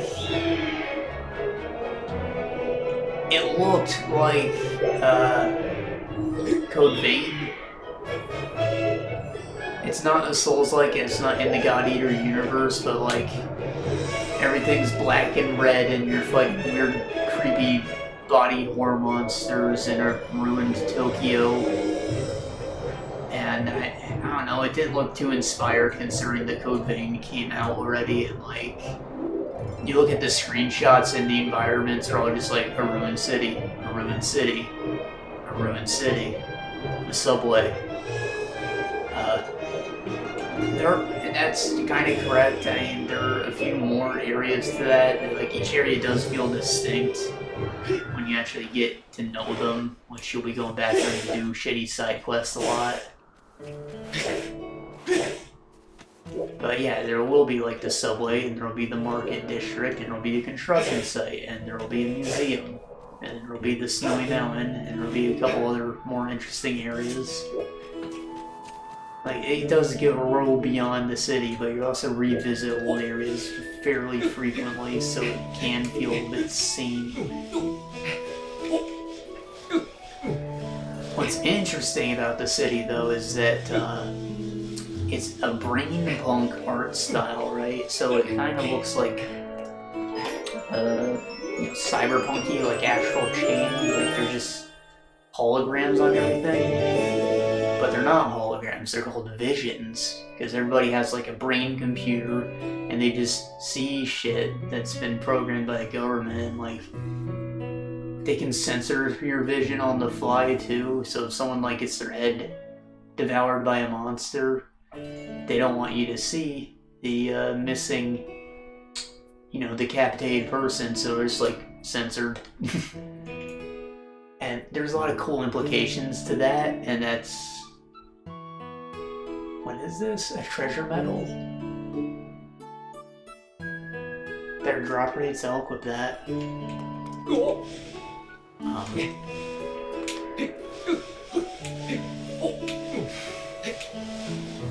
Yeah, So, like, the story was weird in that it went a lot of different directions. And it kind of, like, lost track of what you were doing a lot. I guess all the loose ends were tied up by the end, but it didn't... It was really failing to grab me at first.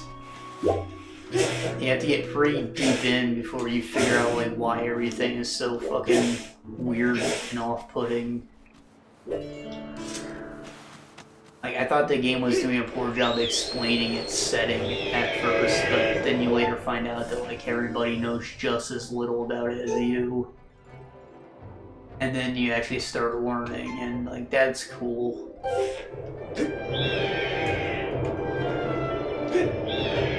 Like, great, I'm not the only one who's fucking lost here. But, you know, things get, like, very gaslighty. There's a lot of stuff that centers around government censorship and whatnot, but then there's also the whole monster plotline and stuff like that.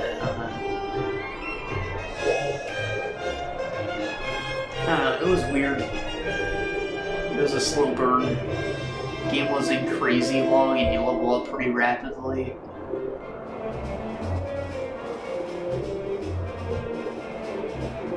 But, like, I don't know, I wasn't in love with it.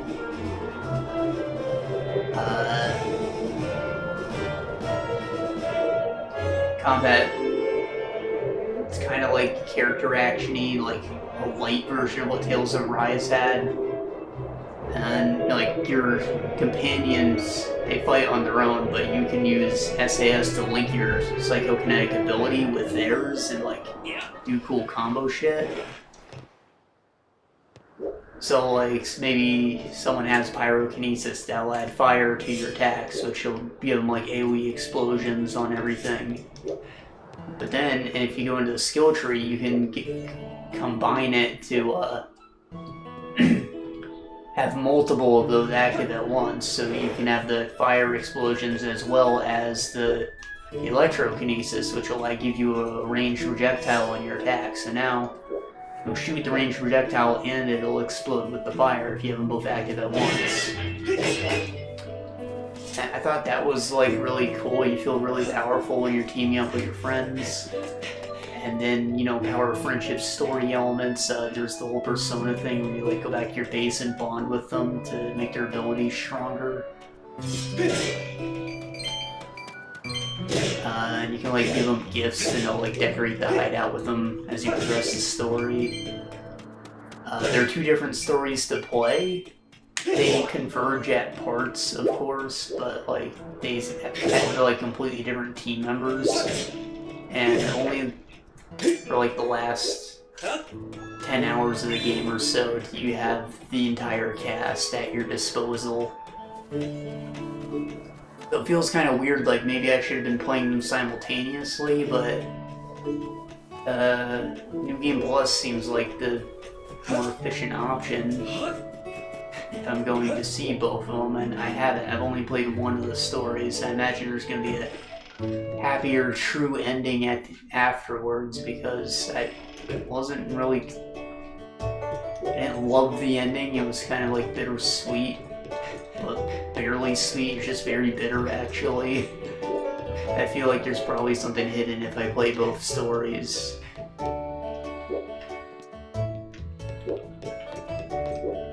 The achievements seem easy enough to do, but you have to do all the side quests, and those kind of suck. They're just like, go to every area that's not a mission level, see if there's anyone with a bubble on their head, talk to them, and they'll be like, okay, kill this many things, kill these things a specific way. Sometimes that specific way is hard, usually it's just boring. And it gives you an excuse to grind, but like, it sucks.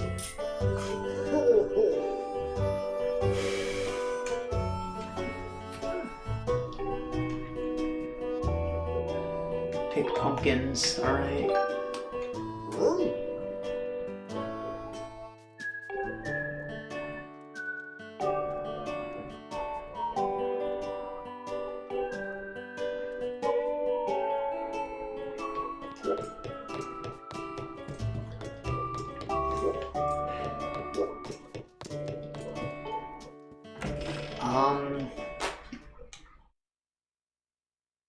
your weapon cosmetically changes, otherwise you just get like costume parts, just like in the TLOZ games.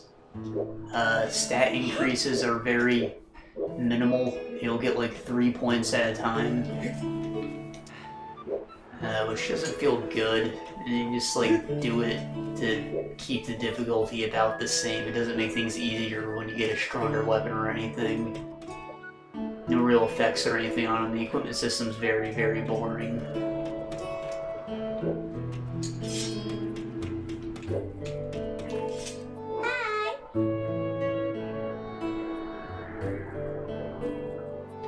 And let me look this up actually. Yuito sounds like new Sonic. He might be Roger Craig Smith. Scarlet Nexus. Yuito voice. Eric Control. No. I don't know, he sounds like new Sonic. I don't really love his delivery of things. But I played Yuito, the swordsman. The other person you can play is Kasane, and she throws like psychokinetic hair clips or whatever, boomerangs.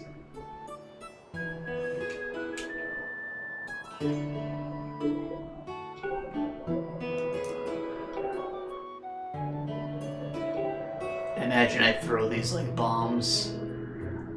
No, I have to balance them.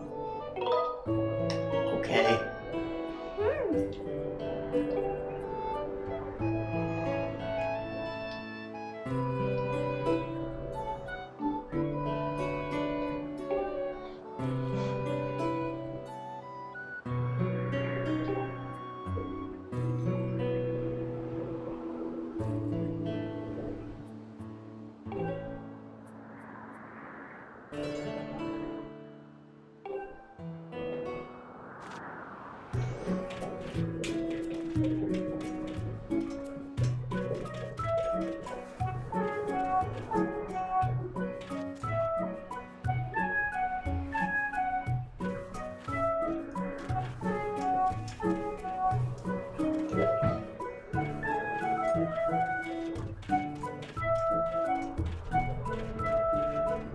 Yeah, this.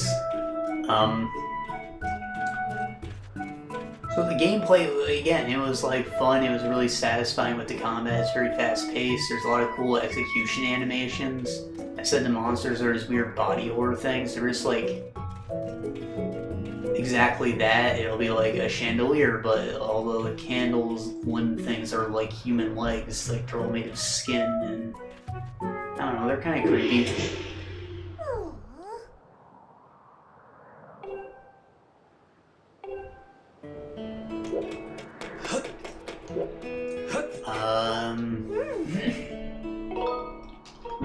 However, enemy variety is like low. It's the kind of game where like, you know, you'll have like 20 stages or whatever, and they'll introduce a new enemy each stage. So technically, the variety grows as you play the game, and each one feels very unique from each other, just like Evil West. But you're also going to be seeing the same enemies over and over again throughout the entire game. They're not even like themed around the area that you're in or anything like that.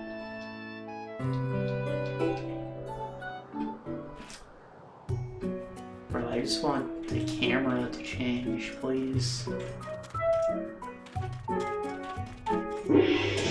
What?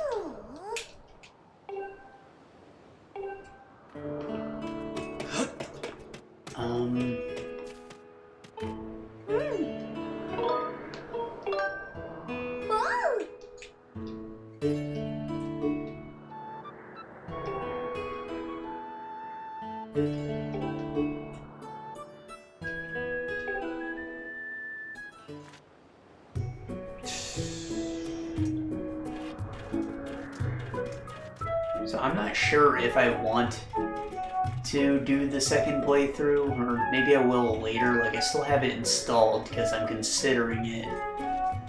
I'm hoping that it'll go a lot faster on New Game Plus, but I don't know. The story was like, it It was alright, it was kind of cool at a certain point, but it took a long time to get interesting or good. And the rest of it was just kind of confusing. Fuck.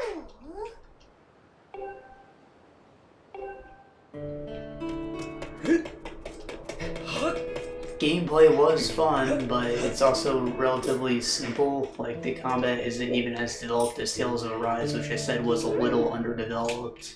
Like, there need to be a little more depth to that, and there's less depth to this than there is to that, if that makes sense. Still, it's not too long, so there is that.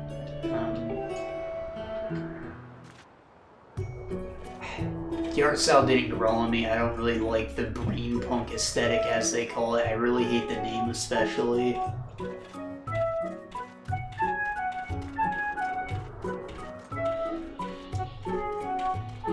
It's a big part of why I never even tried Code Vein. It wasn't Souls-like fatigue, I just didn't like the way it looked. I have a couple God Eater games I never played either. I know they're like Monster Hunter, I like Monster Hunter, I just don't like the way they look.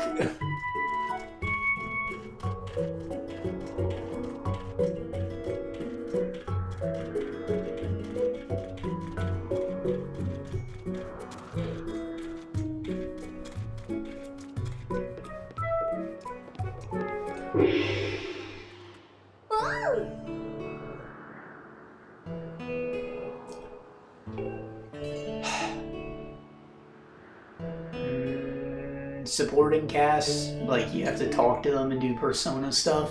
They're not very interesting. There are a couple funnies that happen, but like, you've seen most of it before. These characters are a little like tropey and uninteresting. Or just weird.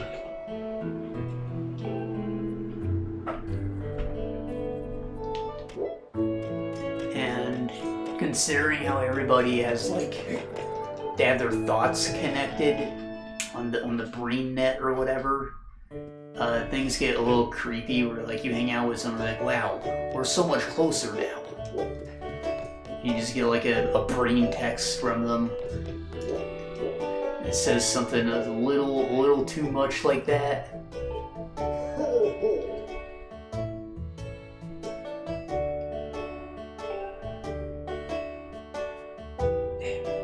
Yeah, you read text messages a lot, but they're not text, they're technically thoughts, so like things get a little creepy like that, I guess. And apparently you have to like switch on a setting to not share your thoughts constantly with everyone you're connected to. Yeah, it's a cool concept, but then when you're reading this stuff, it's weird.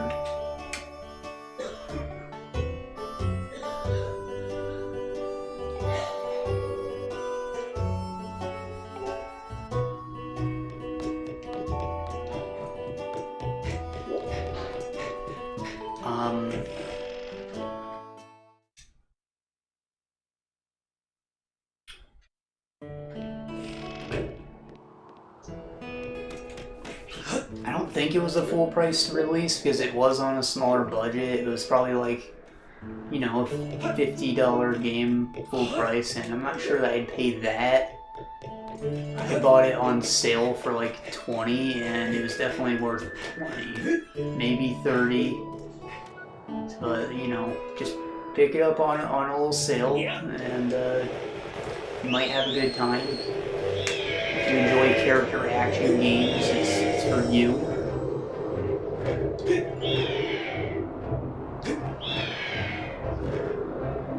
It feels a bit like Ys.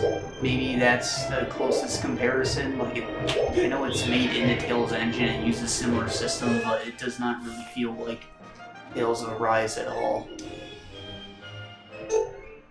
More like Ys. But again, not as good.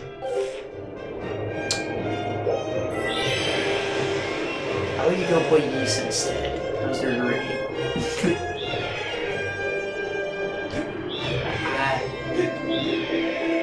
I don't know. It's like a low 7.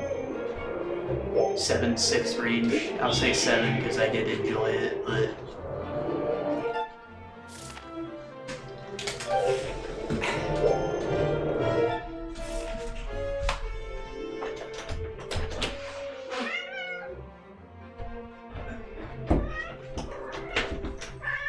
welcome back, Beans.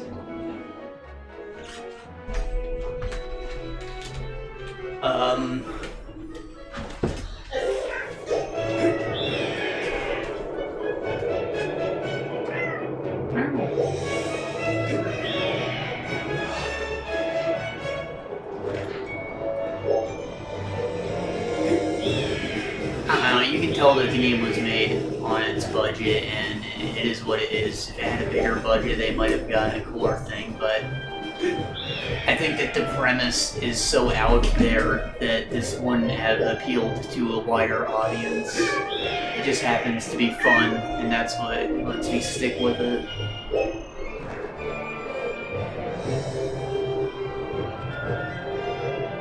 Beans what? I just let you in, dog.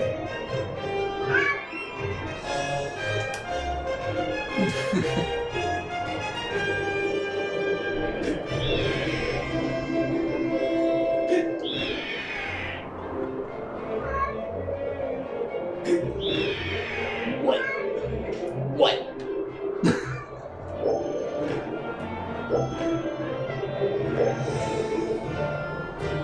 That's why I said before, he values freedom. He doesn't like that the door's shut, but I ain't letting him back in if I let him out, because I just let him in.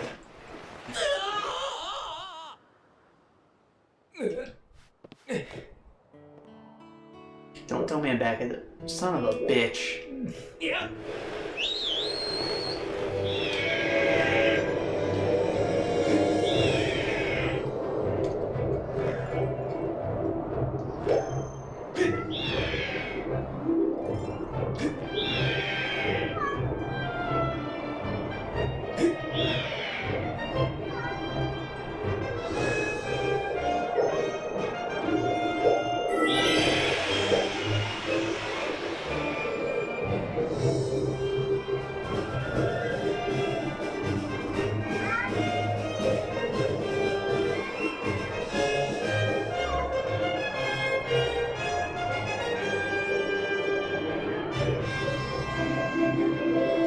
Come here. Come here.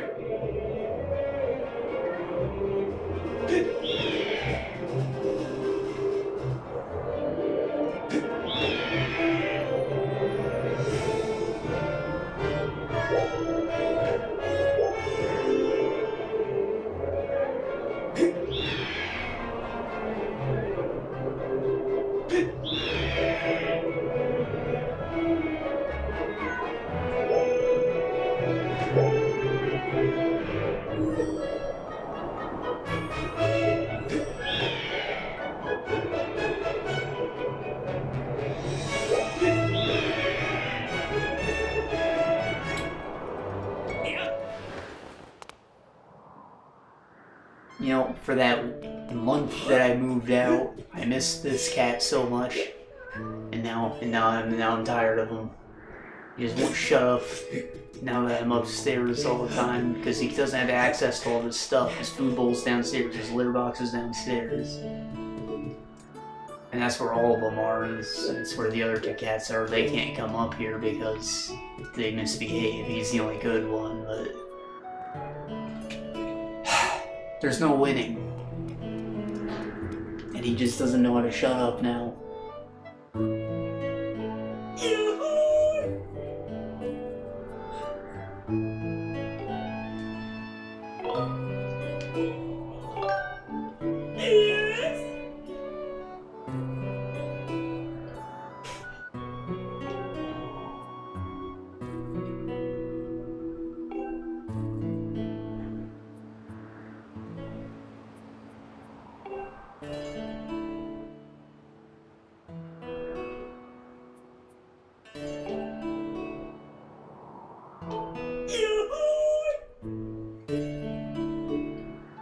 Is the minigame available yet?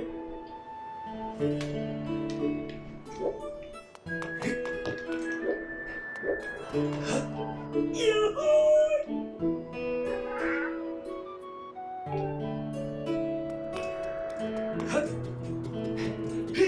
sorry guys, I can barely read. I'm skimming what he said. Yeah, he said he's still getting it ready.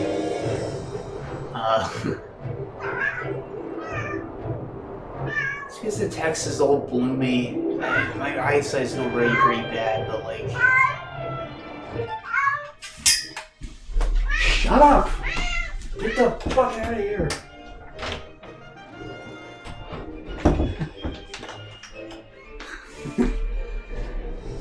You started getting loud with me.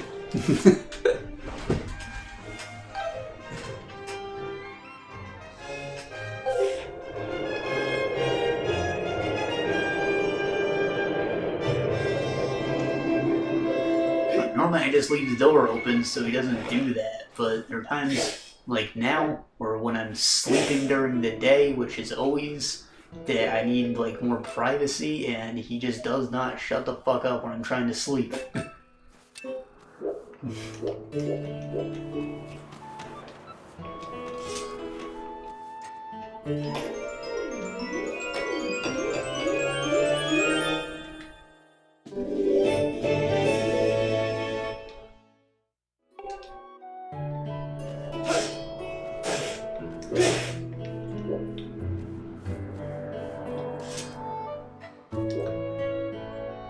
And I'm like a situational sleeper. If I go to sleep in a loud room, then the loud noises won't disturb me. But normally I like it completely quiet. And if it's not,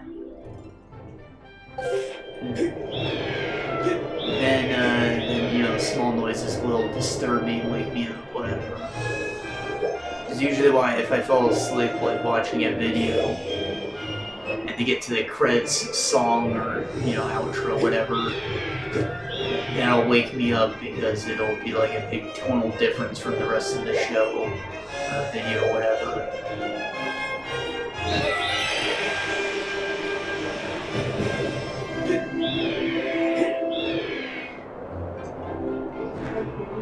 So, when I sleep in silence and I've got him shut outside the room, he might come and like trying to open the door and just shake it, and you'll do it for hours and hours, and it will completely ruin my sleep. Or you'll start shouting, which is almost as bad, but somehow easier to sleep through.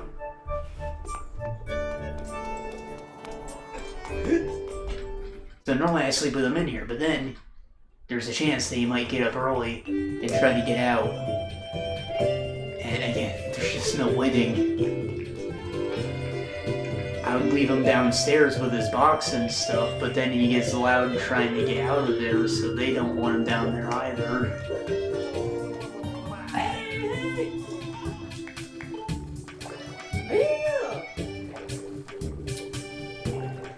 So really the issue is just that the other two cats suck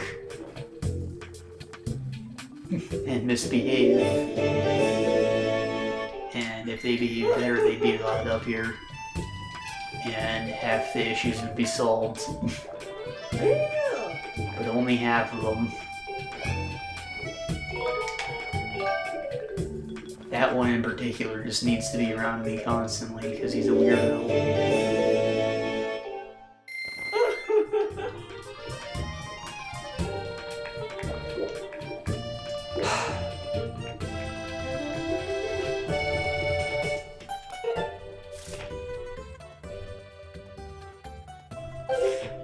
Love him, but goddammit is he being annoying right now.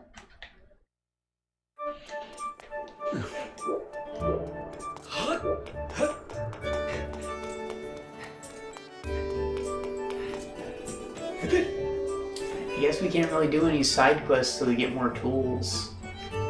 There might be something available at night, like maybe the toilet quest, but it's not going anywhere. So I guess we should just head right into the desert.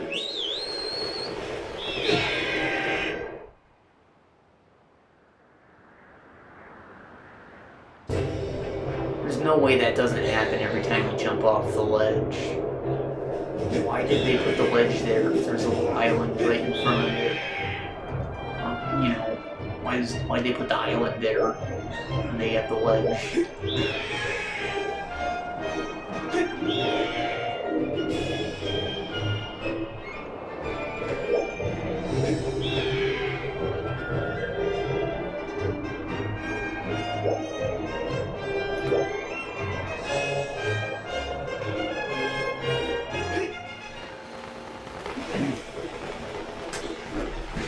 How long we got? Like an hour to explore?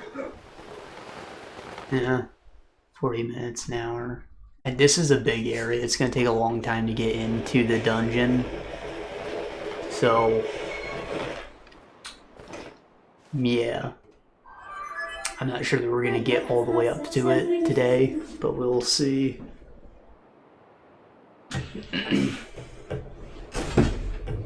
This place has parts, like 3 different zones.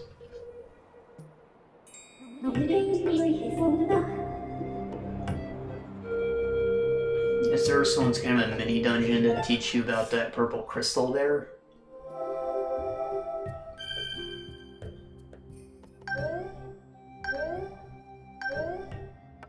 Like that's a mechanic for this whole desert region. You gotta learn before they give you any new tools.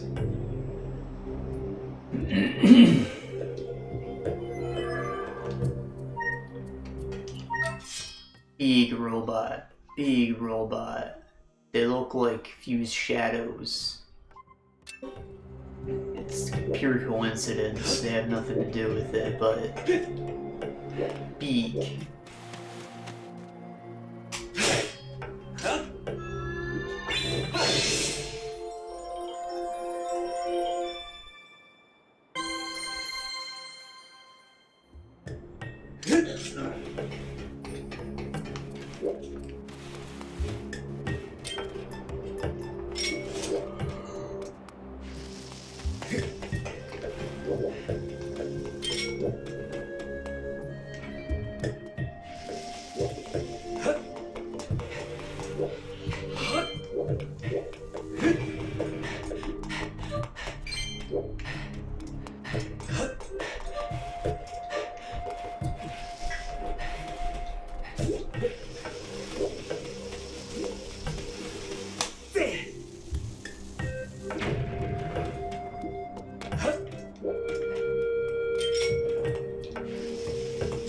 Might be an ancient flower under one of these when I'm blowing them all up.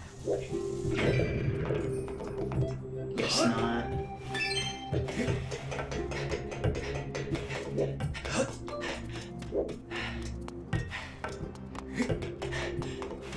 Ancient flowers are like, they're all over the desert, just like the amber relics we've been finding. Like, those just appear all over the place in the daytime levels, but they're like, they're set, you know, they don't just spawn randomly. So they're not quite rare treasures, but they are finite, and they are in specific places.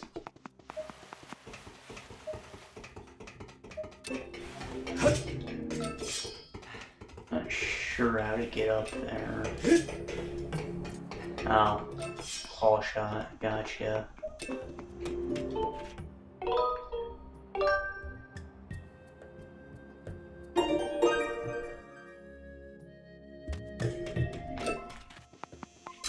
So they kept the claw shot from Twilight Princess rather than going back to the hook shot, which, and I guess the claw shot makes more sense, it has better grip, but I don't think that the new target for it makes sense. Before it was like a little porous grid. You know, the claws could grip onto these little holes, but like, what the fuck is this? Is the claw shot just like a key? Does it socket into these 3 parts, or what? It's not like a cork board or anything.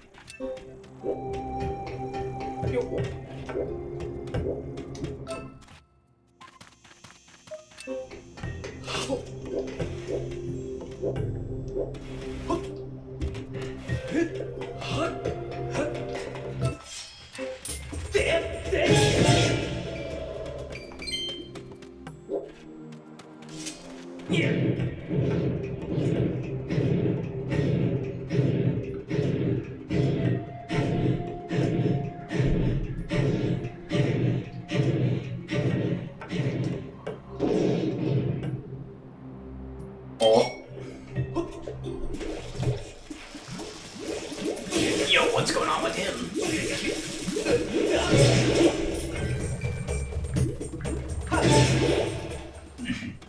Alright, so you're probably wondering why I would ever want to use the wood shield again if I have the metal shield now. Well, it's because here, the enemies are electric. Which means that the metal shield is now the one that's obsolete. Which is why I upgraded to wood. It didn't have as much health as the level 1 metal shield.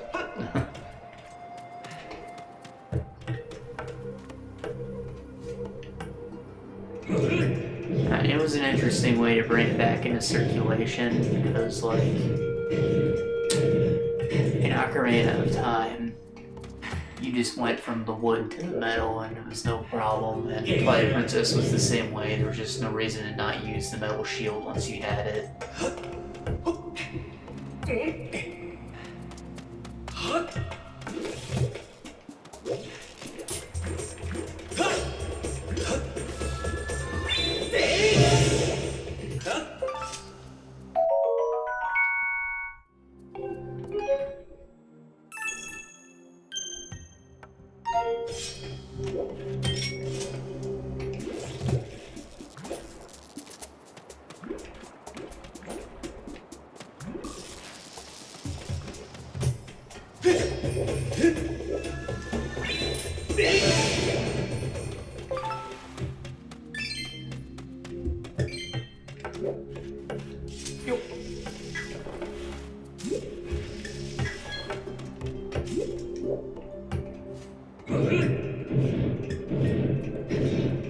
Okay, there's the purple gem.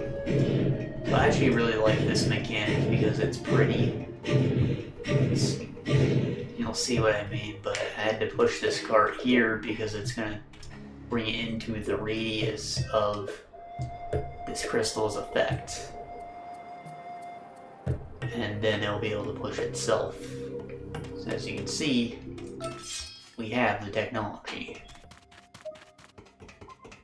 All this stuff's gonna get you electricity. This whole area is like machinery and electric themed, which is why the enemies are electric.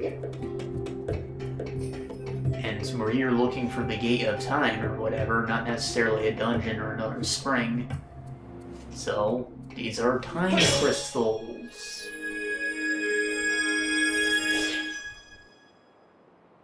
Look how colorful it is, I love it. These two little robots, and everything is like temporarily back in time. This doesn't make much sense at all, but whatever, it's a fun mechanic.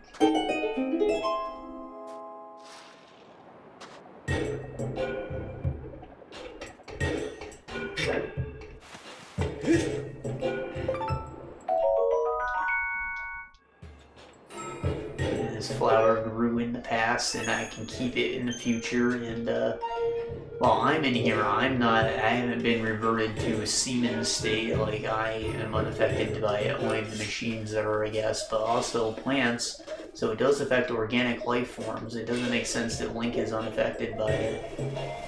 And, you know, I pushed this cart in the future so that it could be here in the past, which isn't how time travel works.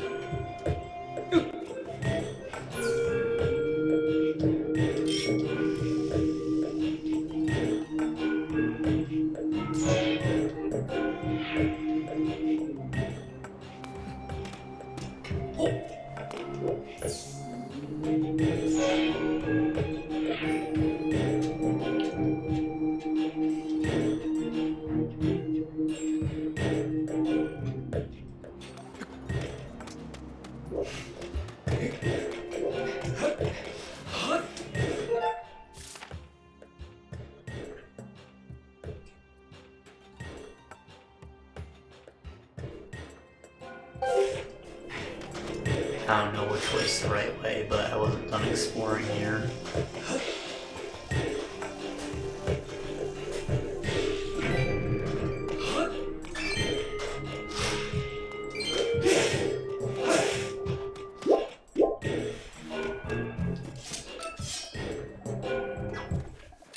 Oh, these guys do the cat boy, cutesy uwu.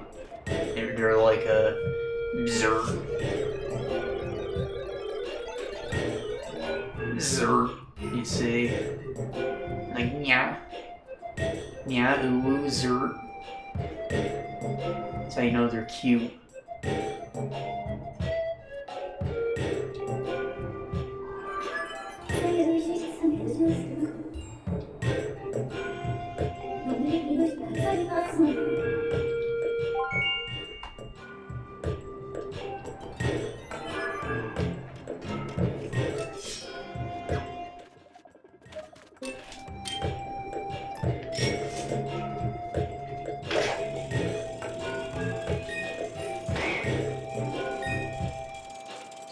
Maybe Link is unaffected by the time crystal because he was never here. And that means that he doesn't have a past to revert to. So he's temporarily immune to its effects. But if he came back at a later date, perhaps he would be affected. This is the first and only time he's here, that's what I'm saying. There is no past data for him.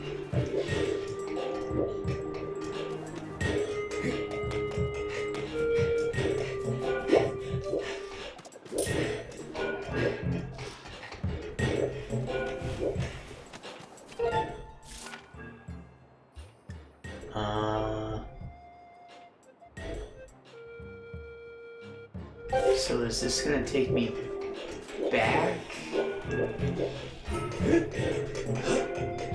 Back the way I came? Maybe a shortcut?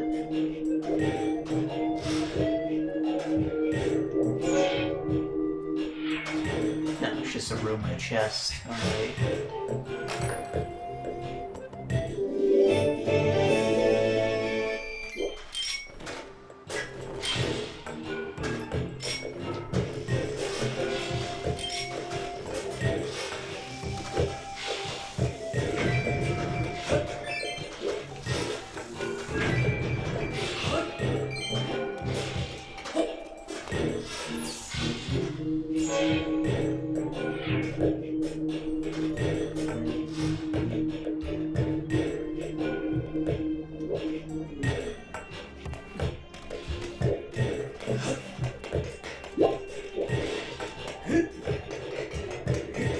Now we can move on.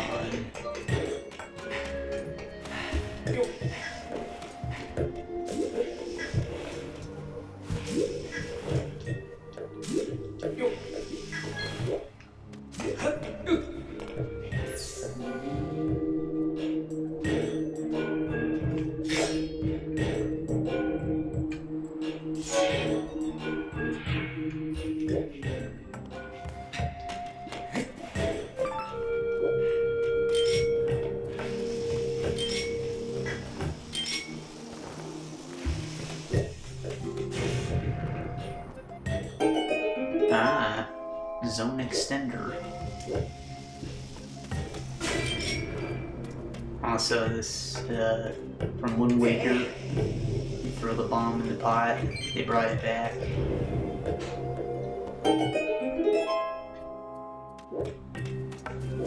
Was not present in Twilight Princess.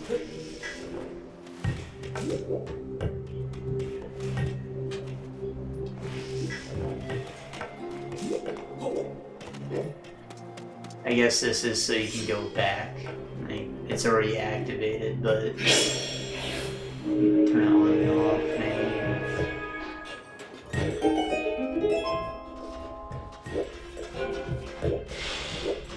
No, some guys to talk to.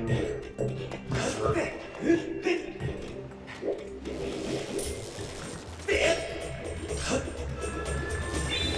They're shocking on a time. You just do this and kill them from a distance anyways.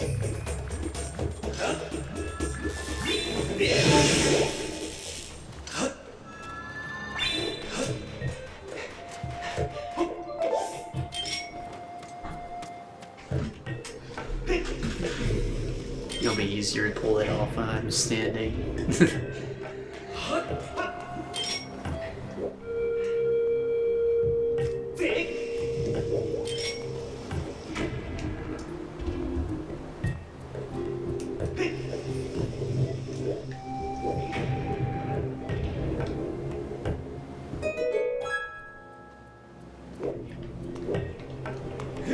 That one has a squeak wit. I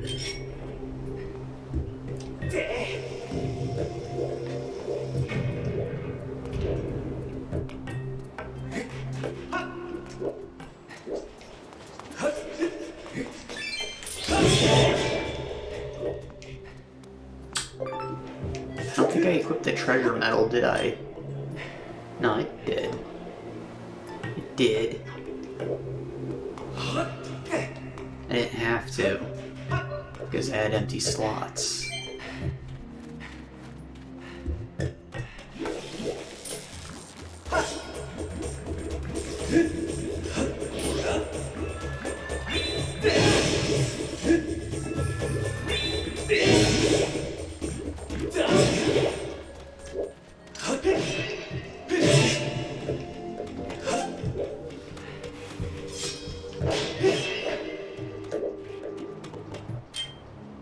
It's an ant.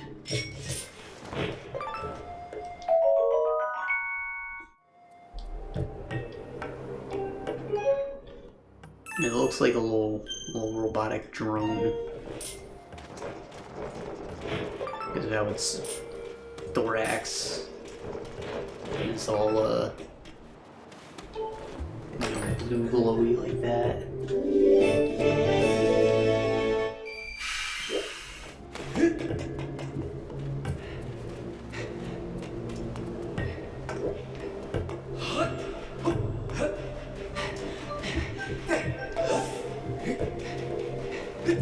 See that? No waiting.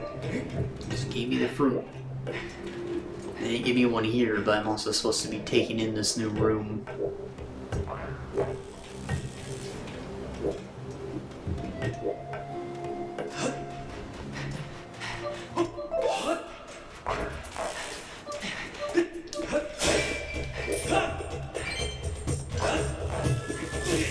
Now, might be able to parry that, I'm not sure.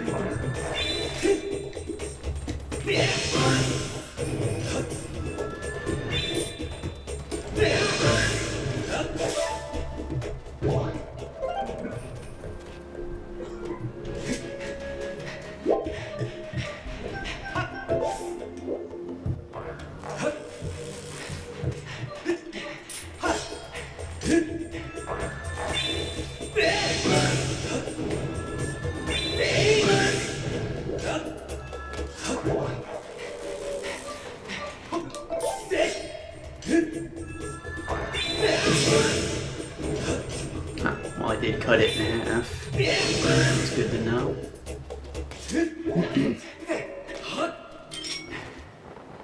Those are not tumbleweeds. Tumbleweeds tumble. I was hoping though. They look very similar.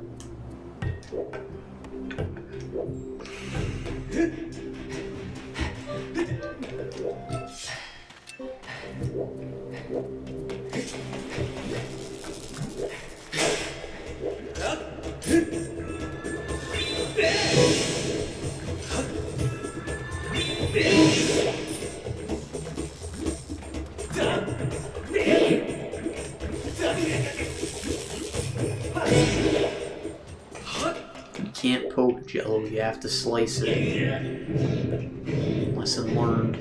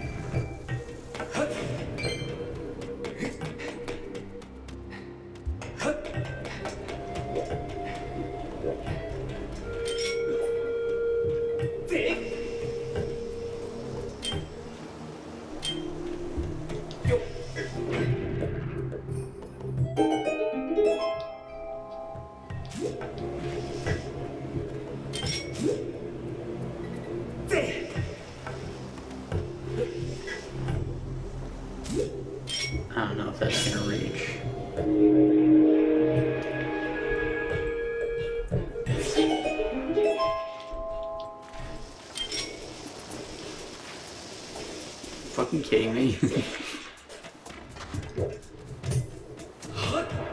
I got caught in a bad loop of taking out and dropping rather than picking up and putting away. It's the same inputs in reverse.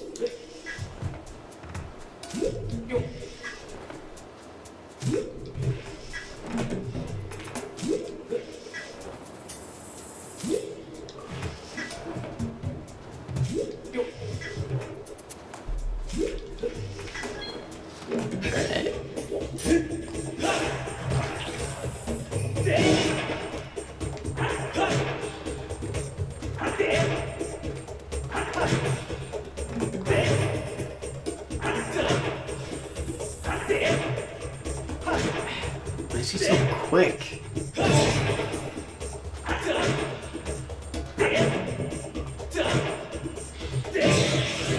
Maybe I can bait him by having my sword already up. So I tried this there. I don't know if it worked. It seemed like it did.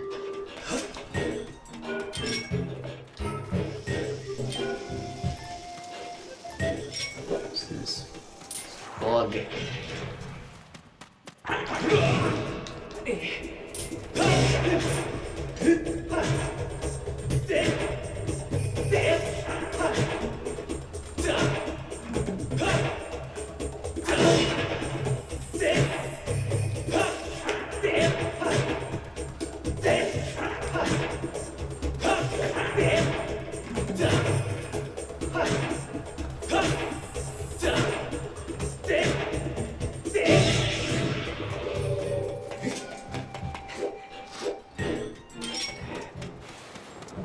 Bug.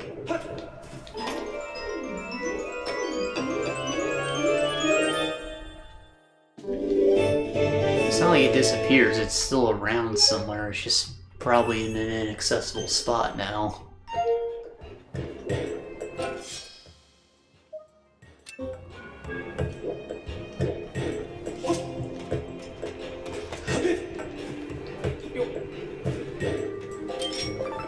Huh.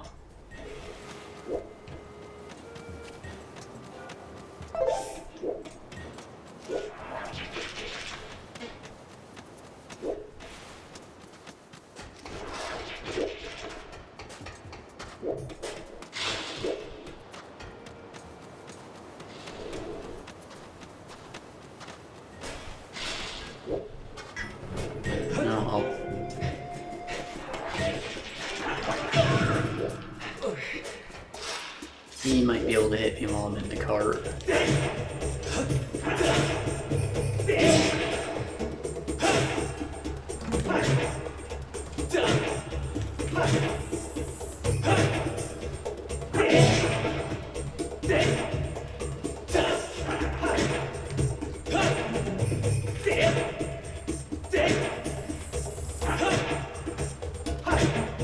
I know it looks like I'm just spamming the up attack, but he goes in for his attack so quickly, I just have to bop him if I'm in the wrong position.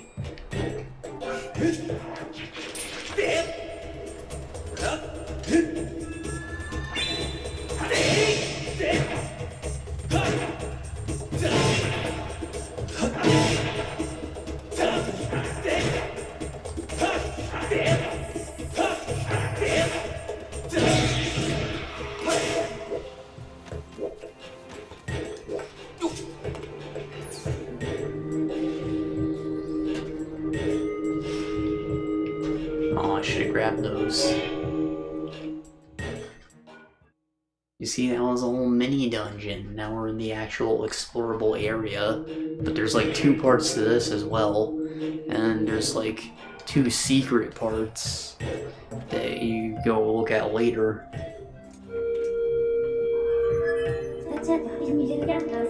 Like, this is the biggest map of the bunch.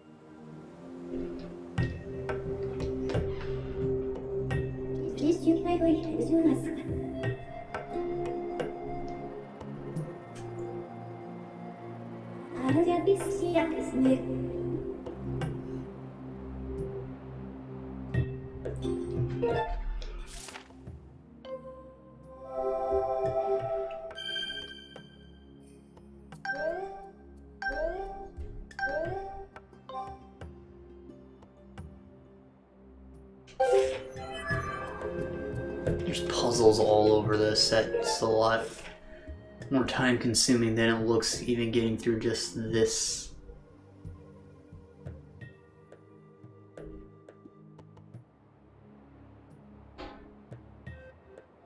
I don't think you just walk here either. You have to go through here where the dungeon is.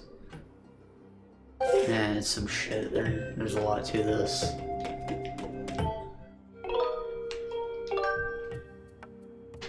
Are we on time? Just about. I mean, I might be able to move. It's just another statue. We're not gonna do this whole thing, I don't think, but there's a lot to this. Farm out some tumbleweeds or something. Oh yeah, this is cute. You can like shave the needles off the cactus. Oh, like, you can peel it like a cucumber. A cucumber.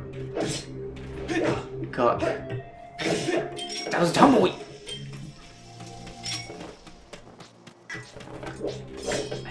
Just these fucking things.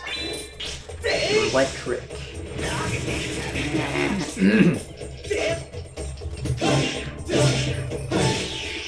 But I think you can pick up the shell. I don't know. You either have to kill them in a specific place or you pick the shell up. Or maybe you can move it with a tool later. And like, you know,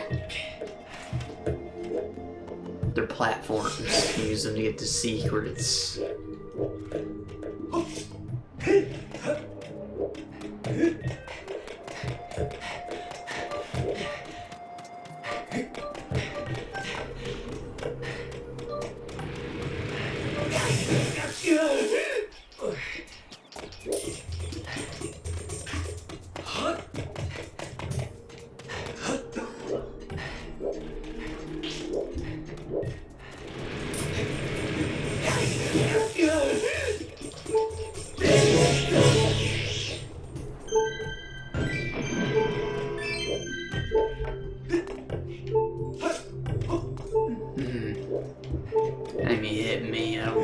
That's just not the right way, but it bounced back pretty far. It's not like I needed to go that way, I need to go this way. That opening on the left there.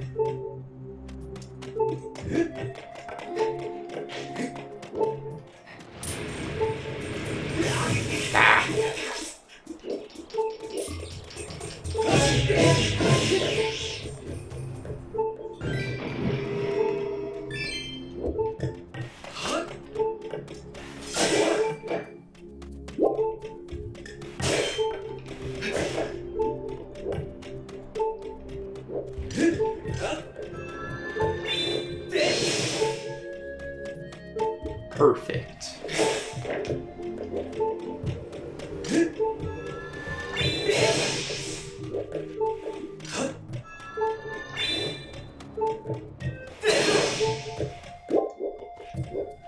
You see these bone piles? That means there's a monster that can be resurrected if I do the thing. I might have to throw that in from the top for that to work.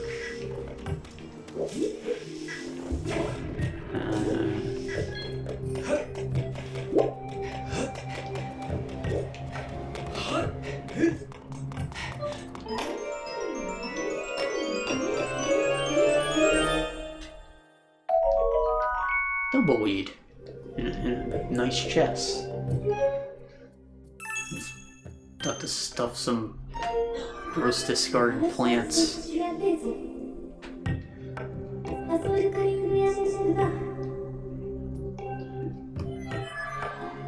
Yeah, see, that's the kicker. Tumbleweed upgrades the bug net into the big net, but you need the net to catch tumbleweeds. So it's hard before it's slightly less hard. It's never easy. This thing just fucking roll.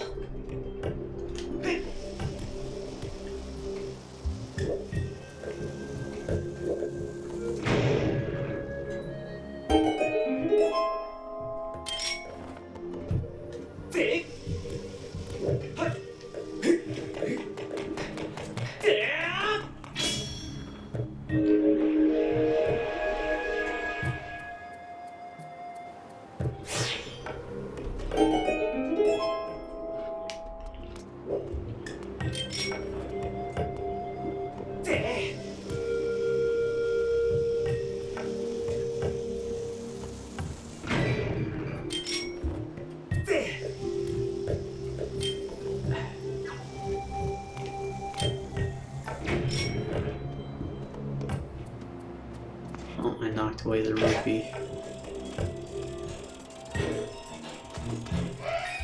That and that.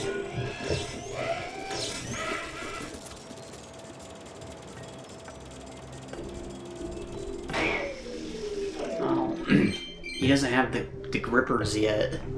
I think that might be an upgrade I pick up here. Like, it's a mandatory thing. It doesn't just come from the blacksmith. I need those.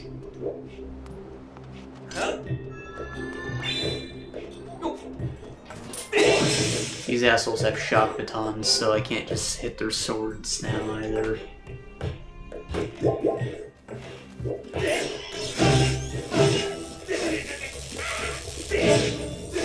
Which means parrying them is a much better option.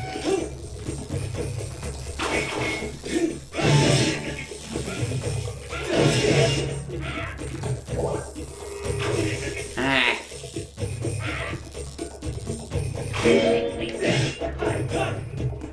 I should probably get a shield repair potion when I can.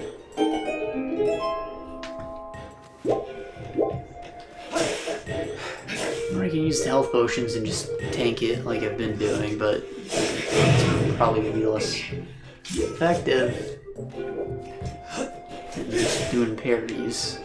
Or, you know, getting good at them.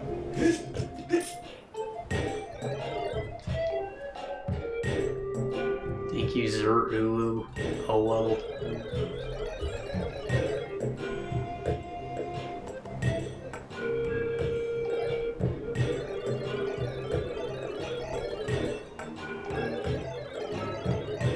Oh, he just does it on the spot? Okay, I thought I had to go to a building. I was wondering how I was going to do the statues without this, though.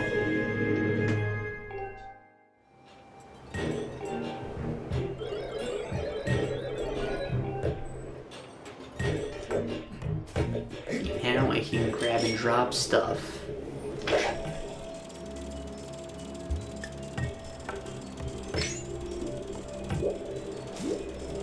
No. I want to fly back.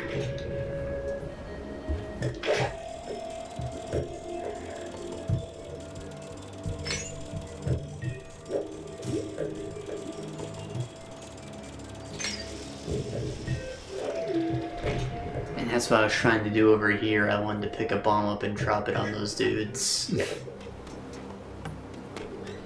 was going to be so gamer. And I did not gain.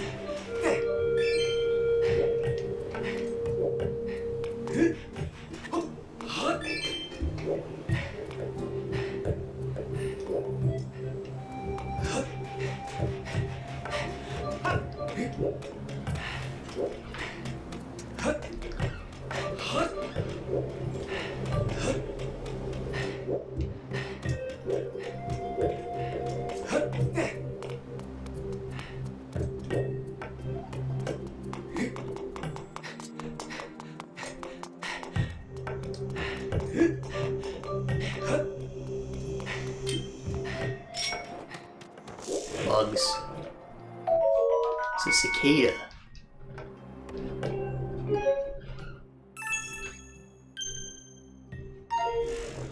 really weird they let you catch one of them when, you know, they only come out every couple decades or whatever. They come out for a day, they fuck, and then they take years and years to hatch. It's that buzzing year during the summer. I guess they're not all on the same cycle, but still, there could hypothetically be long-ass periods where they do not hatch.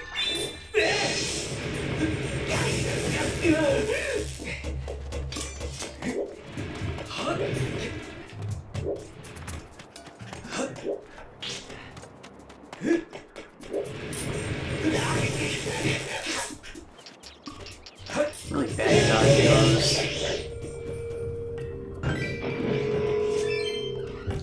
Maybe it's because I can't dodge, like is it not wide enough? Maybe I should just run the normal way. Son, you gotta learn sometimes. In Dark Souls, it's usually better to just run than to actually dodge, because it chunks out a lot more stamina than you need to. And it puts you out of position to attack, and you know, there's a lot of reasons you don't want to dodge.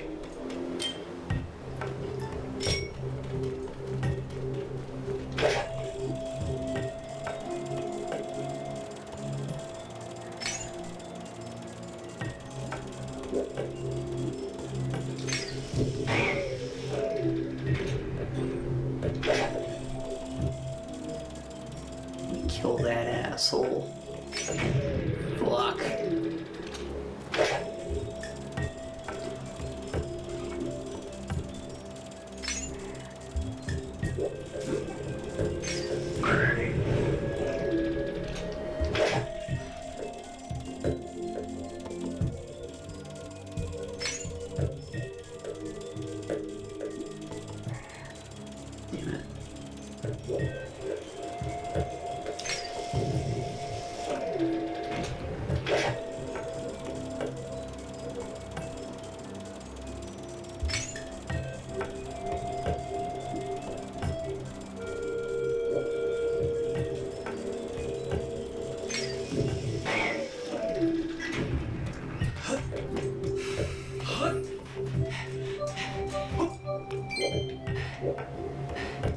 Damn it.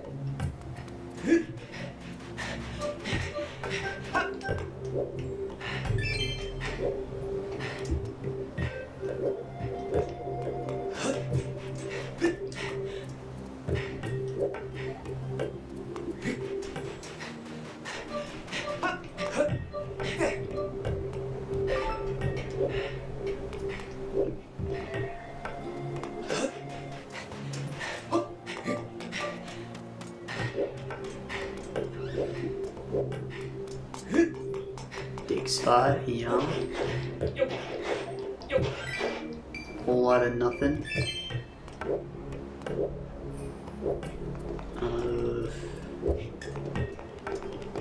I think you might need the claw shot to get up there. Or maybe that's just a shortcut. That looks like it's all connected, but you need the claw shot to get up there too.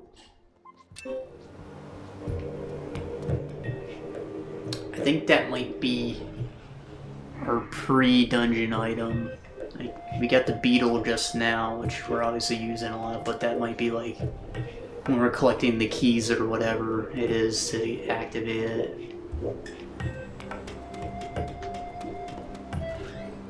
So we can get around all this even easier. Than... We're gonna loop back around.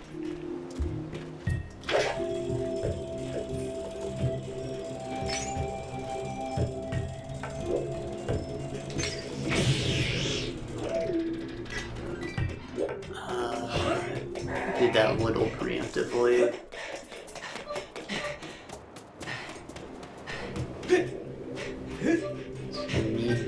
Oh, I did that preemptively too. Oops. You need to get to that before it despawns. I don't think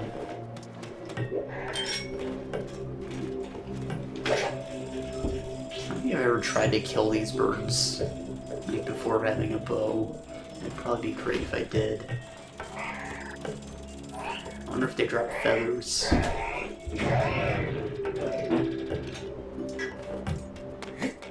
Got money. I'll drink to that.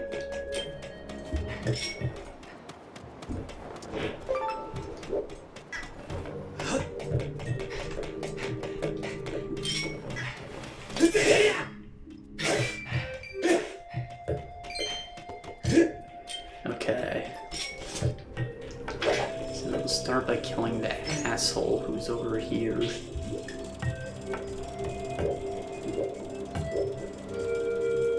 Fuck this guy.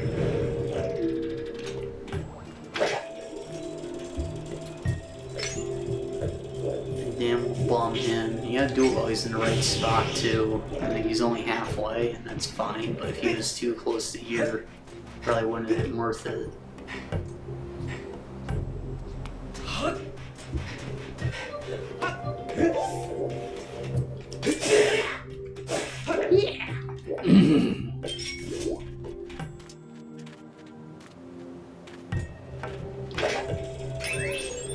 Oh, hold on.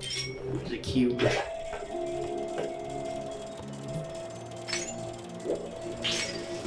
Saying I need to redirect that guy somehow, but no, I actually want to get over there.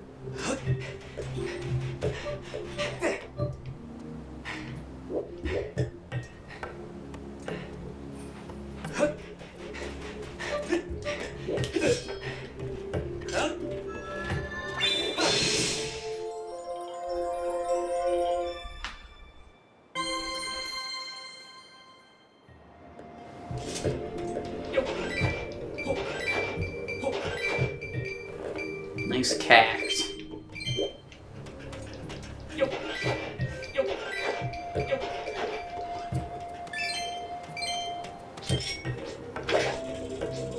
It's kind of in a perfect spot right there.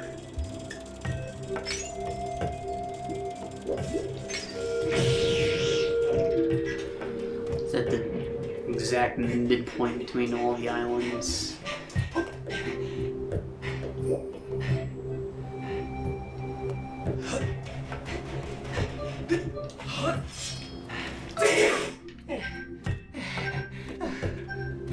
Oh.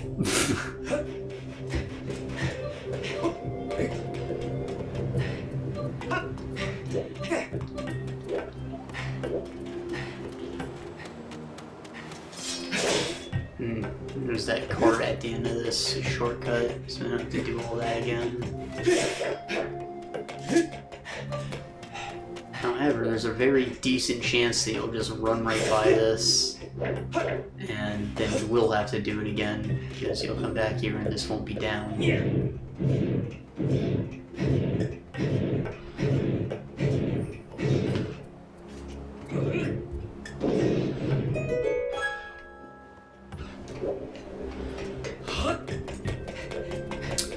It'd be great if they put some stamina fruits along this, though, because it's not like there's any enemies or anything to pace you to go any slower than sprinting past all of it. And whatever, it's still a shortcut. It saves you a lot of time. It's not complaining that it doesn't save us sleep anymore. There's a bomb growing out of that cactus.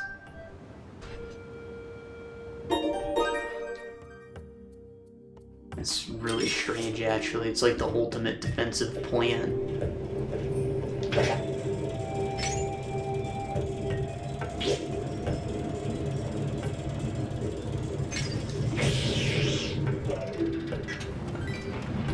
These want to move. And add stress to you waiting.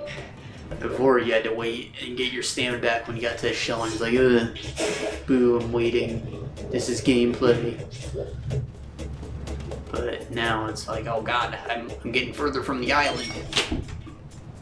Like, there's a reason for it. Cat's trying to open the door now, but I ain't letting him in. Not till we're done with this. Even then, it's pretty late, I might just go to sleep. You can stay out there for all I care. bastard.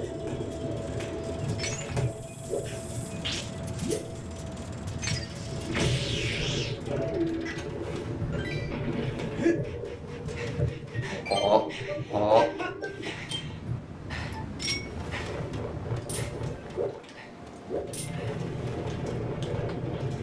Come here.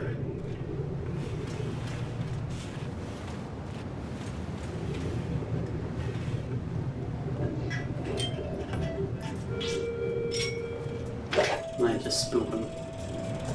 I kill it? Oh my god.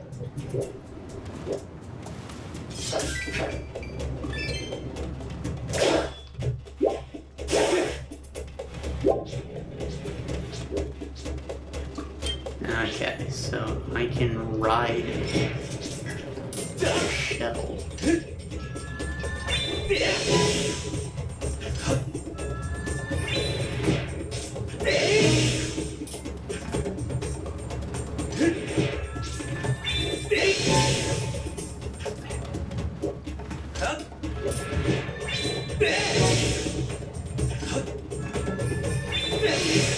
Ow.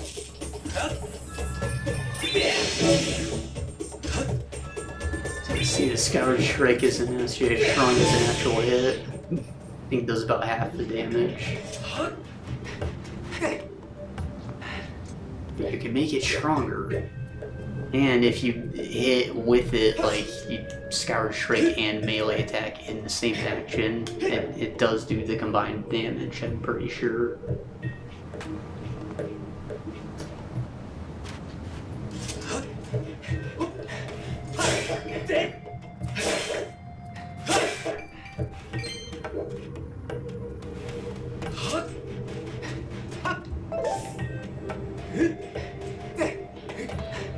Alright, show me another shortcut. I didn't actually see one.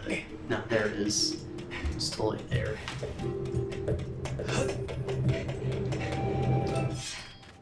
No, no entrance to new area.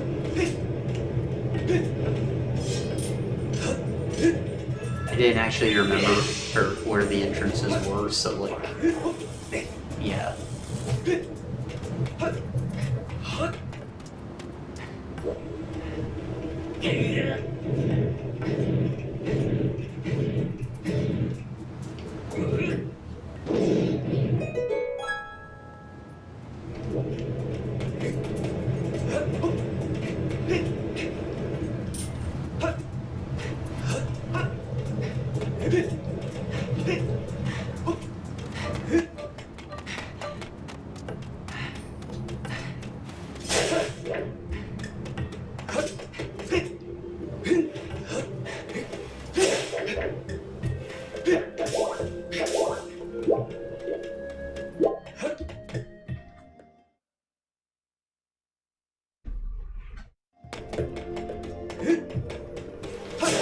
Temple time.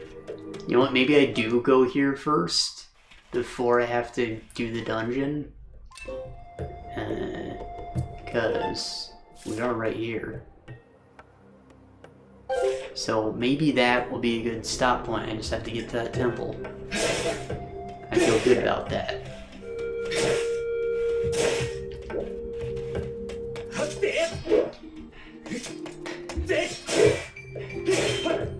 You see, I told you you're not just doing the routine. Like, we went to 2 shrines. We don't need to go to another one just yet. We're going right here because we ran into Zelda already. And, like, now we're not just going right for another dungeon. We're not still looking for her, like... It's better pacing. It's not so predictable. But that's it. That's exactly why it made me look like a dingus. That's something we can all appreciate.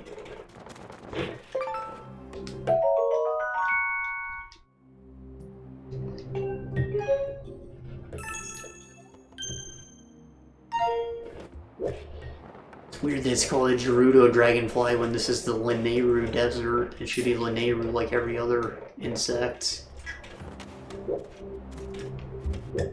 We'll just call it a dragonfly. It doesn't really need the adjective. It's not like there's any other kind of dragonfly.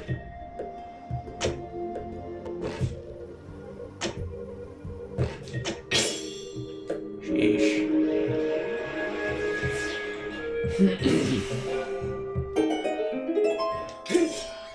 No, I did not say adjective. I said additive.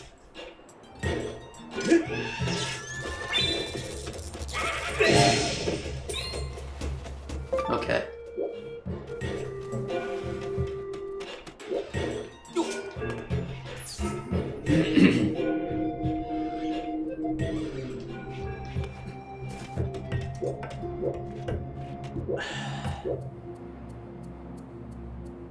So we can do like a bunch of small boys, or we can hit the big one that's right in the center, and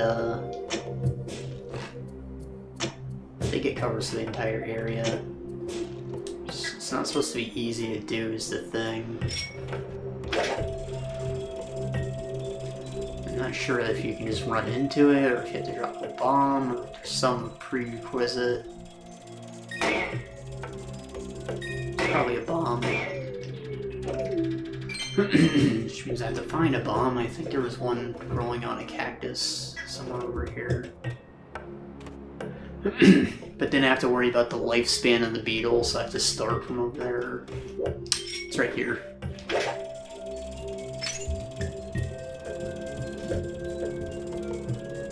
I wonder why there's stamina fruit growing on it, though. Maybe it just looks pretty. Oh, those are rupees.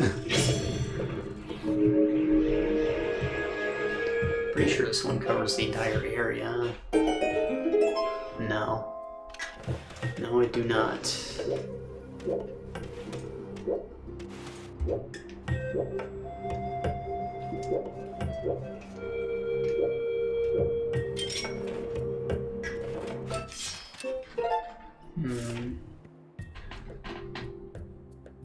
Yeah, if I want to get to the cube, I have to go to the outside part.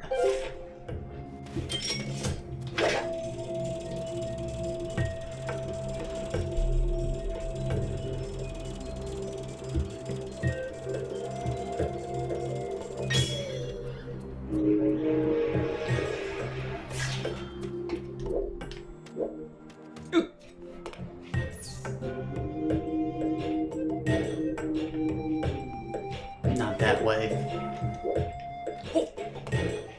Or maybe that way? No, there's no cart. It's all one piece. Yeah, yo.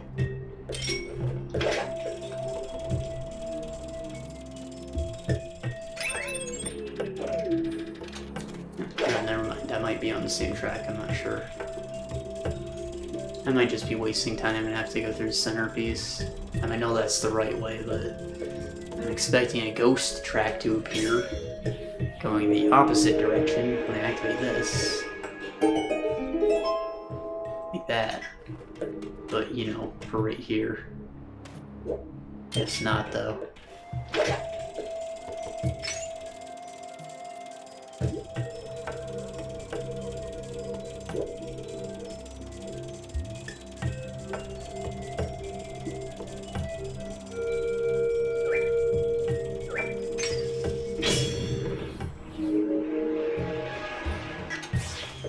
Alright.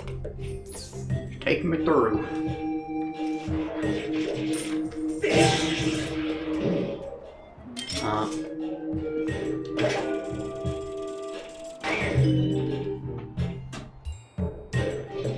That was a little cruel. You have lightning reactions to kill the thing and shoot the crystal in the same run.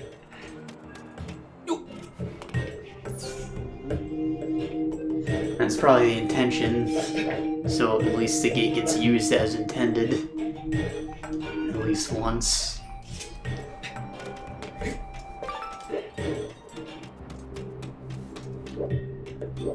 Yeah, make them appreciate what they did by blocking them before they just, you know, do it without you telling them that they need to undo it. You know what I mean? It's like when you get something for free and you don't use it because it was free and you therefore have no investment in it.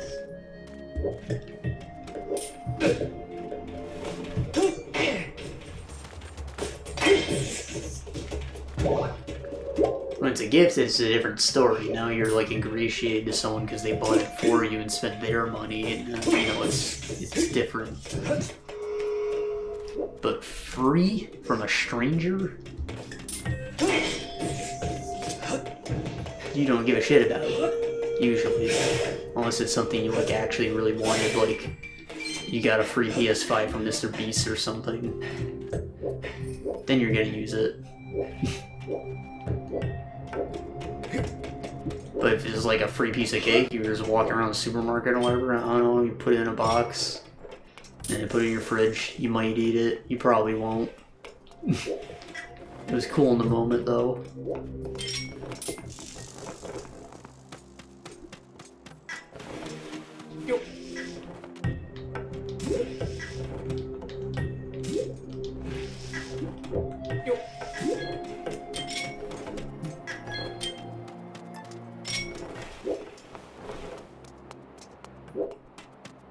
It's our friend, the Token Goron.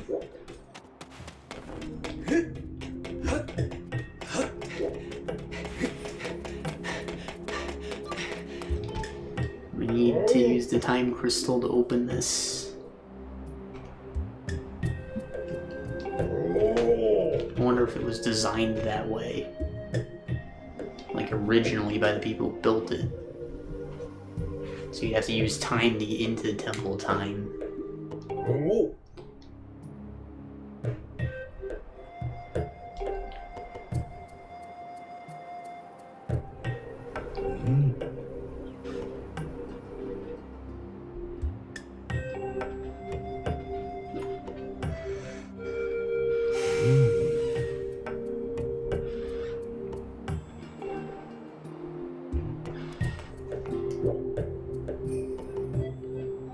Alright, that makes more sense. So this entrance is blocked, but this mining facility that's buried under the sands here is like, they dug into it. So it has another entrance on the other side. There we go.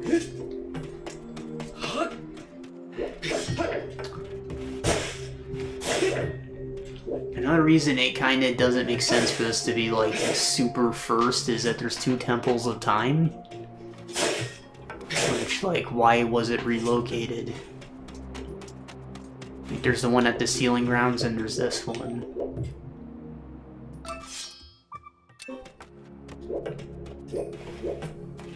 I'm thinking there's more of like a looping time reset bullshit going on at the moment.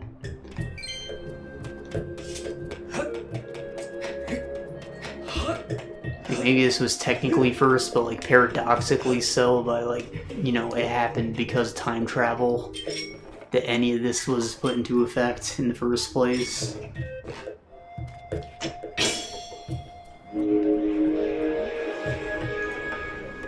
I don't know how. Oh, okay.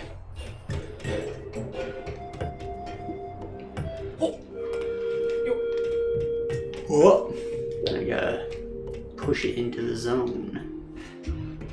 The auto zone. Uh-oh. That's a problem.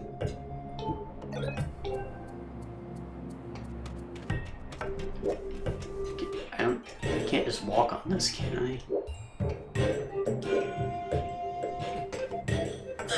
No.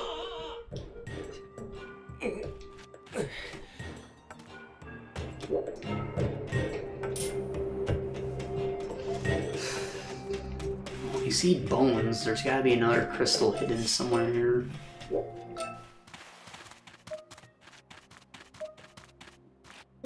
Something up there. It's not crystal, but it could be treasure.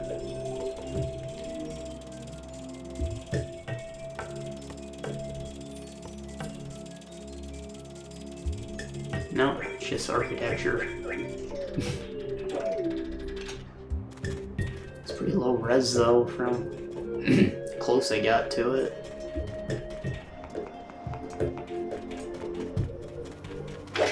I see, it's gotta be on one of these. Bam.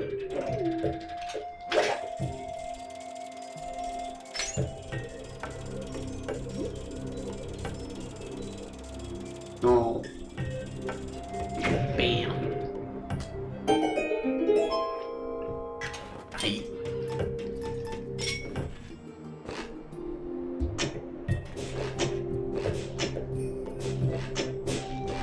It is easier to just use the scarab, but I want to use the slingshot for things. So I can say that I used the slingshot. It's actually pretty useful for like stunning guys, like, you know, it's kind of hog. I should use it a lot more than I do. But this is normal mode, so I don't feel compelled to, even though I've died a few times.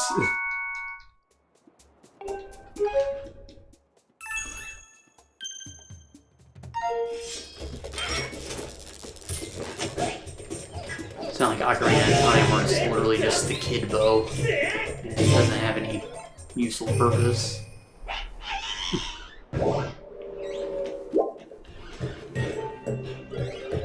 Get the fuck out of the way!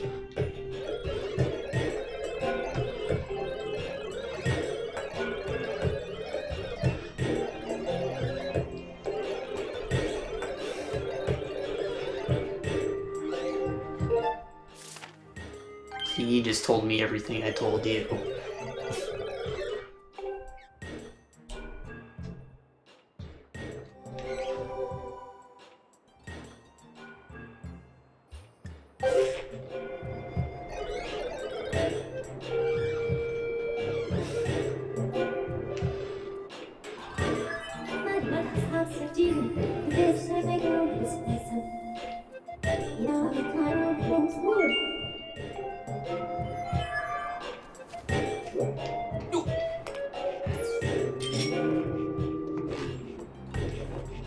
Oh.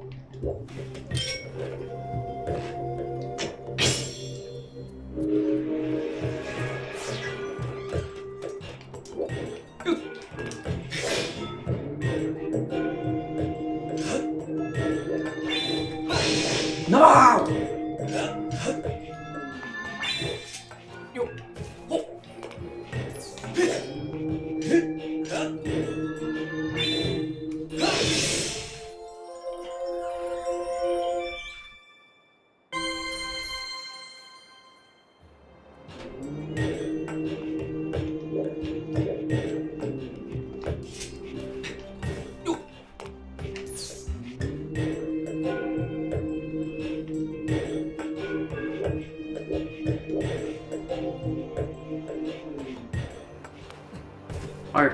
I think it's weird that they put this here when it stops here in reality, but okay.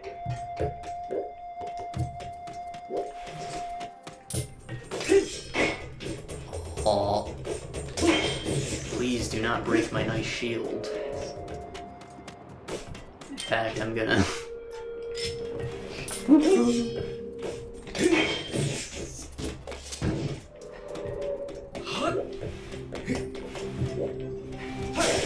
I think it's probably cheaper to repair it at the store than to use the potion. That's probably... You know, that's why they both exist.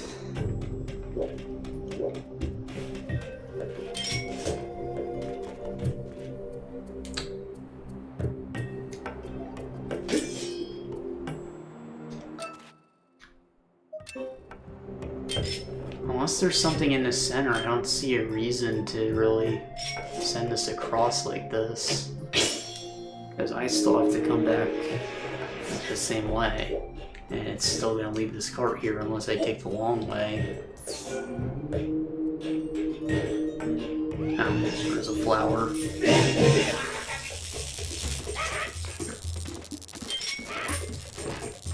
And dragonflies.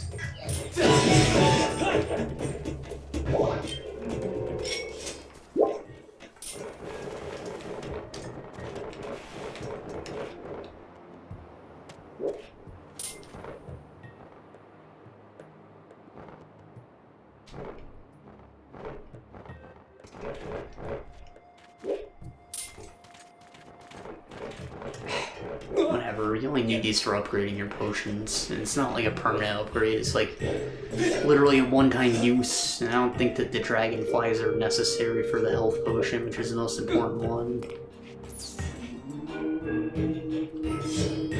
We'll just leave them. Doesn't even matter. Maybe I can't go back this way. That makes sense.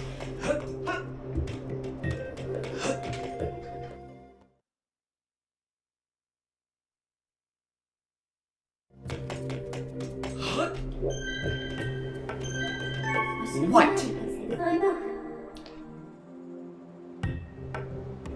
For real? I could probably go for another session. They just got down to 1 bar, so that means...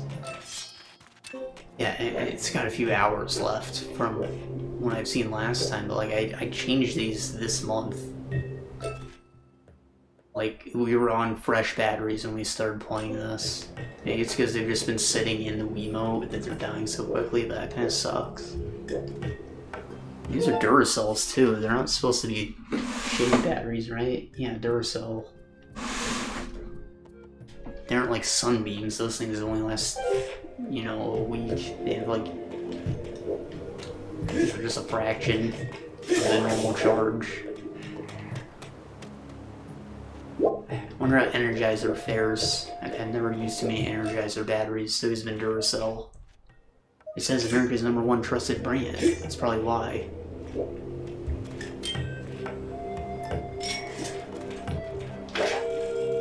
But I like the little drum rabbit. I like the commercials.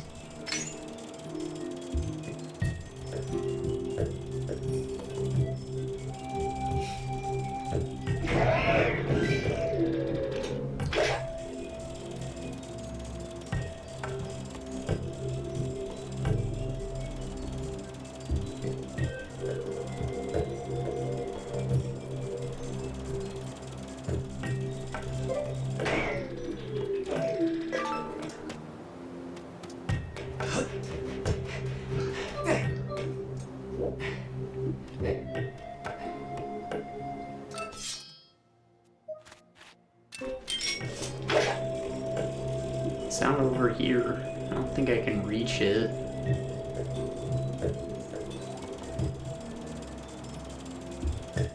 On foot, I mean. I'm not sure you can drink potions while you're in the quicksand either.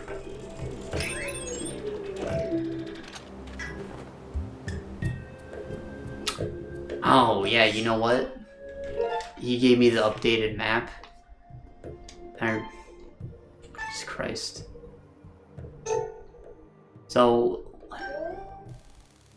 the walls used to be here, the foundations are still on the ground. So I can technically walk along this safely. It's a little treacherous, but it helps if you use the markers, or you just keep in line, I mean, you know, well, Mario, well, Mina, whatever.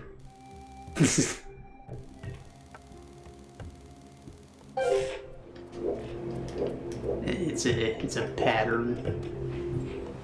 This is safe.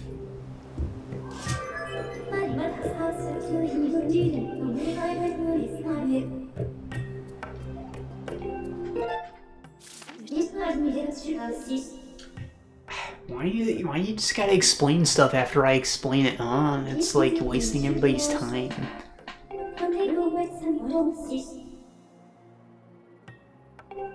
Yeah, play neat. Oh, she's gonna give me more beacons. Yay, I knew I was getting those at some point. They're unnecessary. See how fast I go through that? It looks nuts.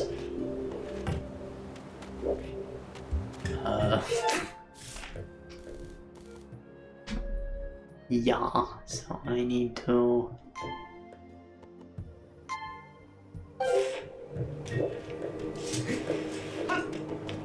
The grass is there to help you too if you don't want to use beacons.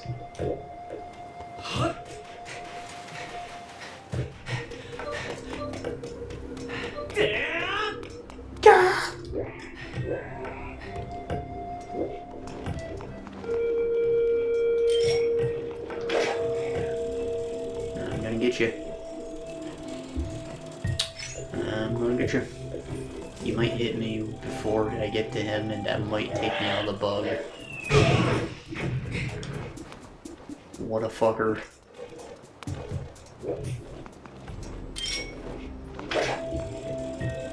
I'm gonna get him from over here, though.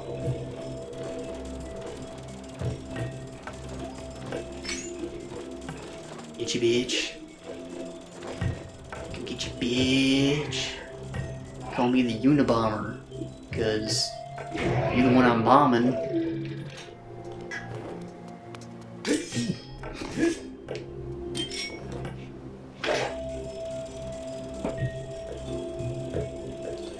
Right, Uni like one, not like United States Postal Service.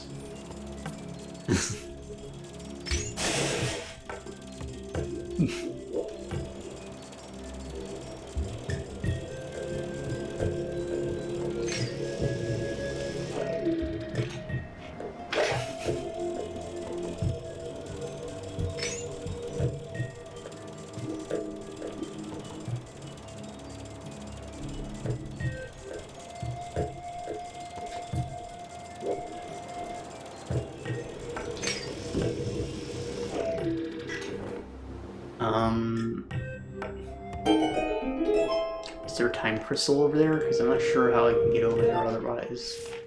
I don't think there's a path. Oh, there is. Wow, wait.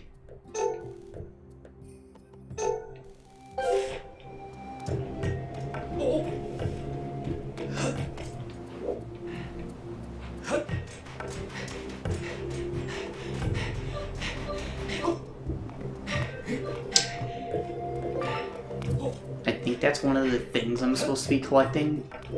A little key MacGuffin. But I definitely still need a crystal to use it. It's probably right here.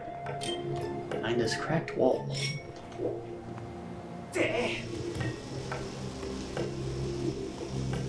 Makes you wonder how it got filled in so smoothly. If there was a building behind it.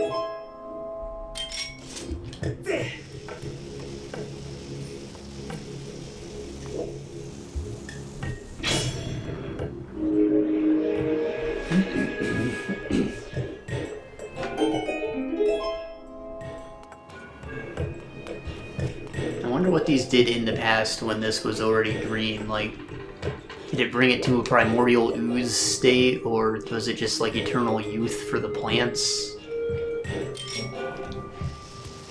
And that'd make it incredibly valuable still.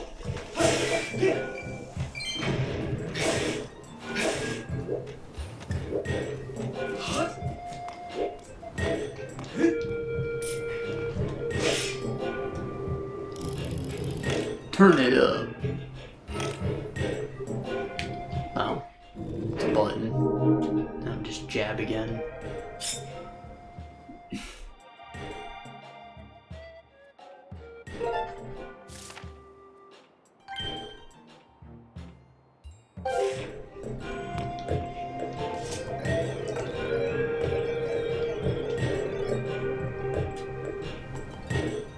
Huh?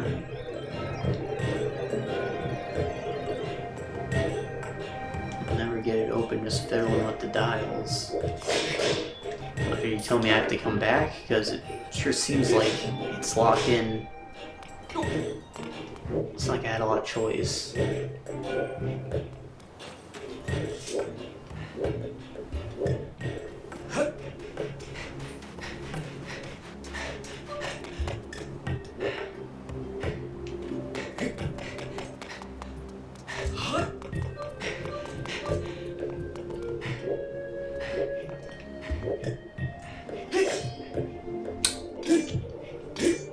Okay, so let me like predict this puzzle. Obviously I've done it in the past, but I don't remember this shit. I think that it's a clock and I have to point the thing in the direction of where its turn on terminal is. So like this whole thing matches this.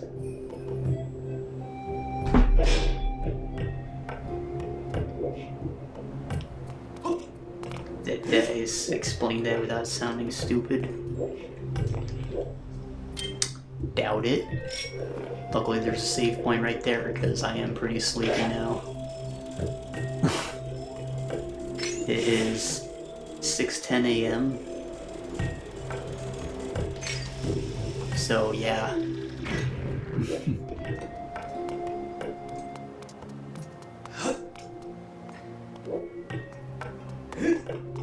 Alright guys, we will do what I said next time.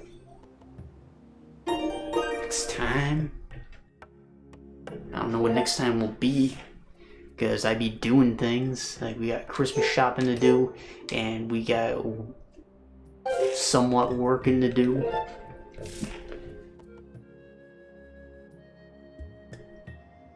I've been trying out DoorDash the past few days.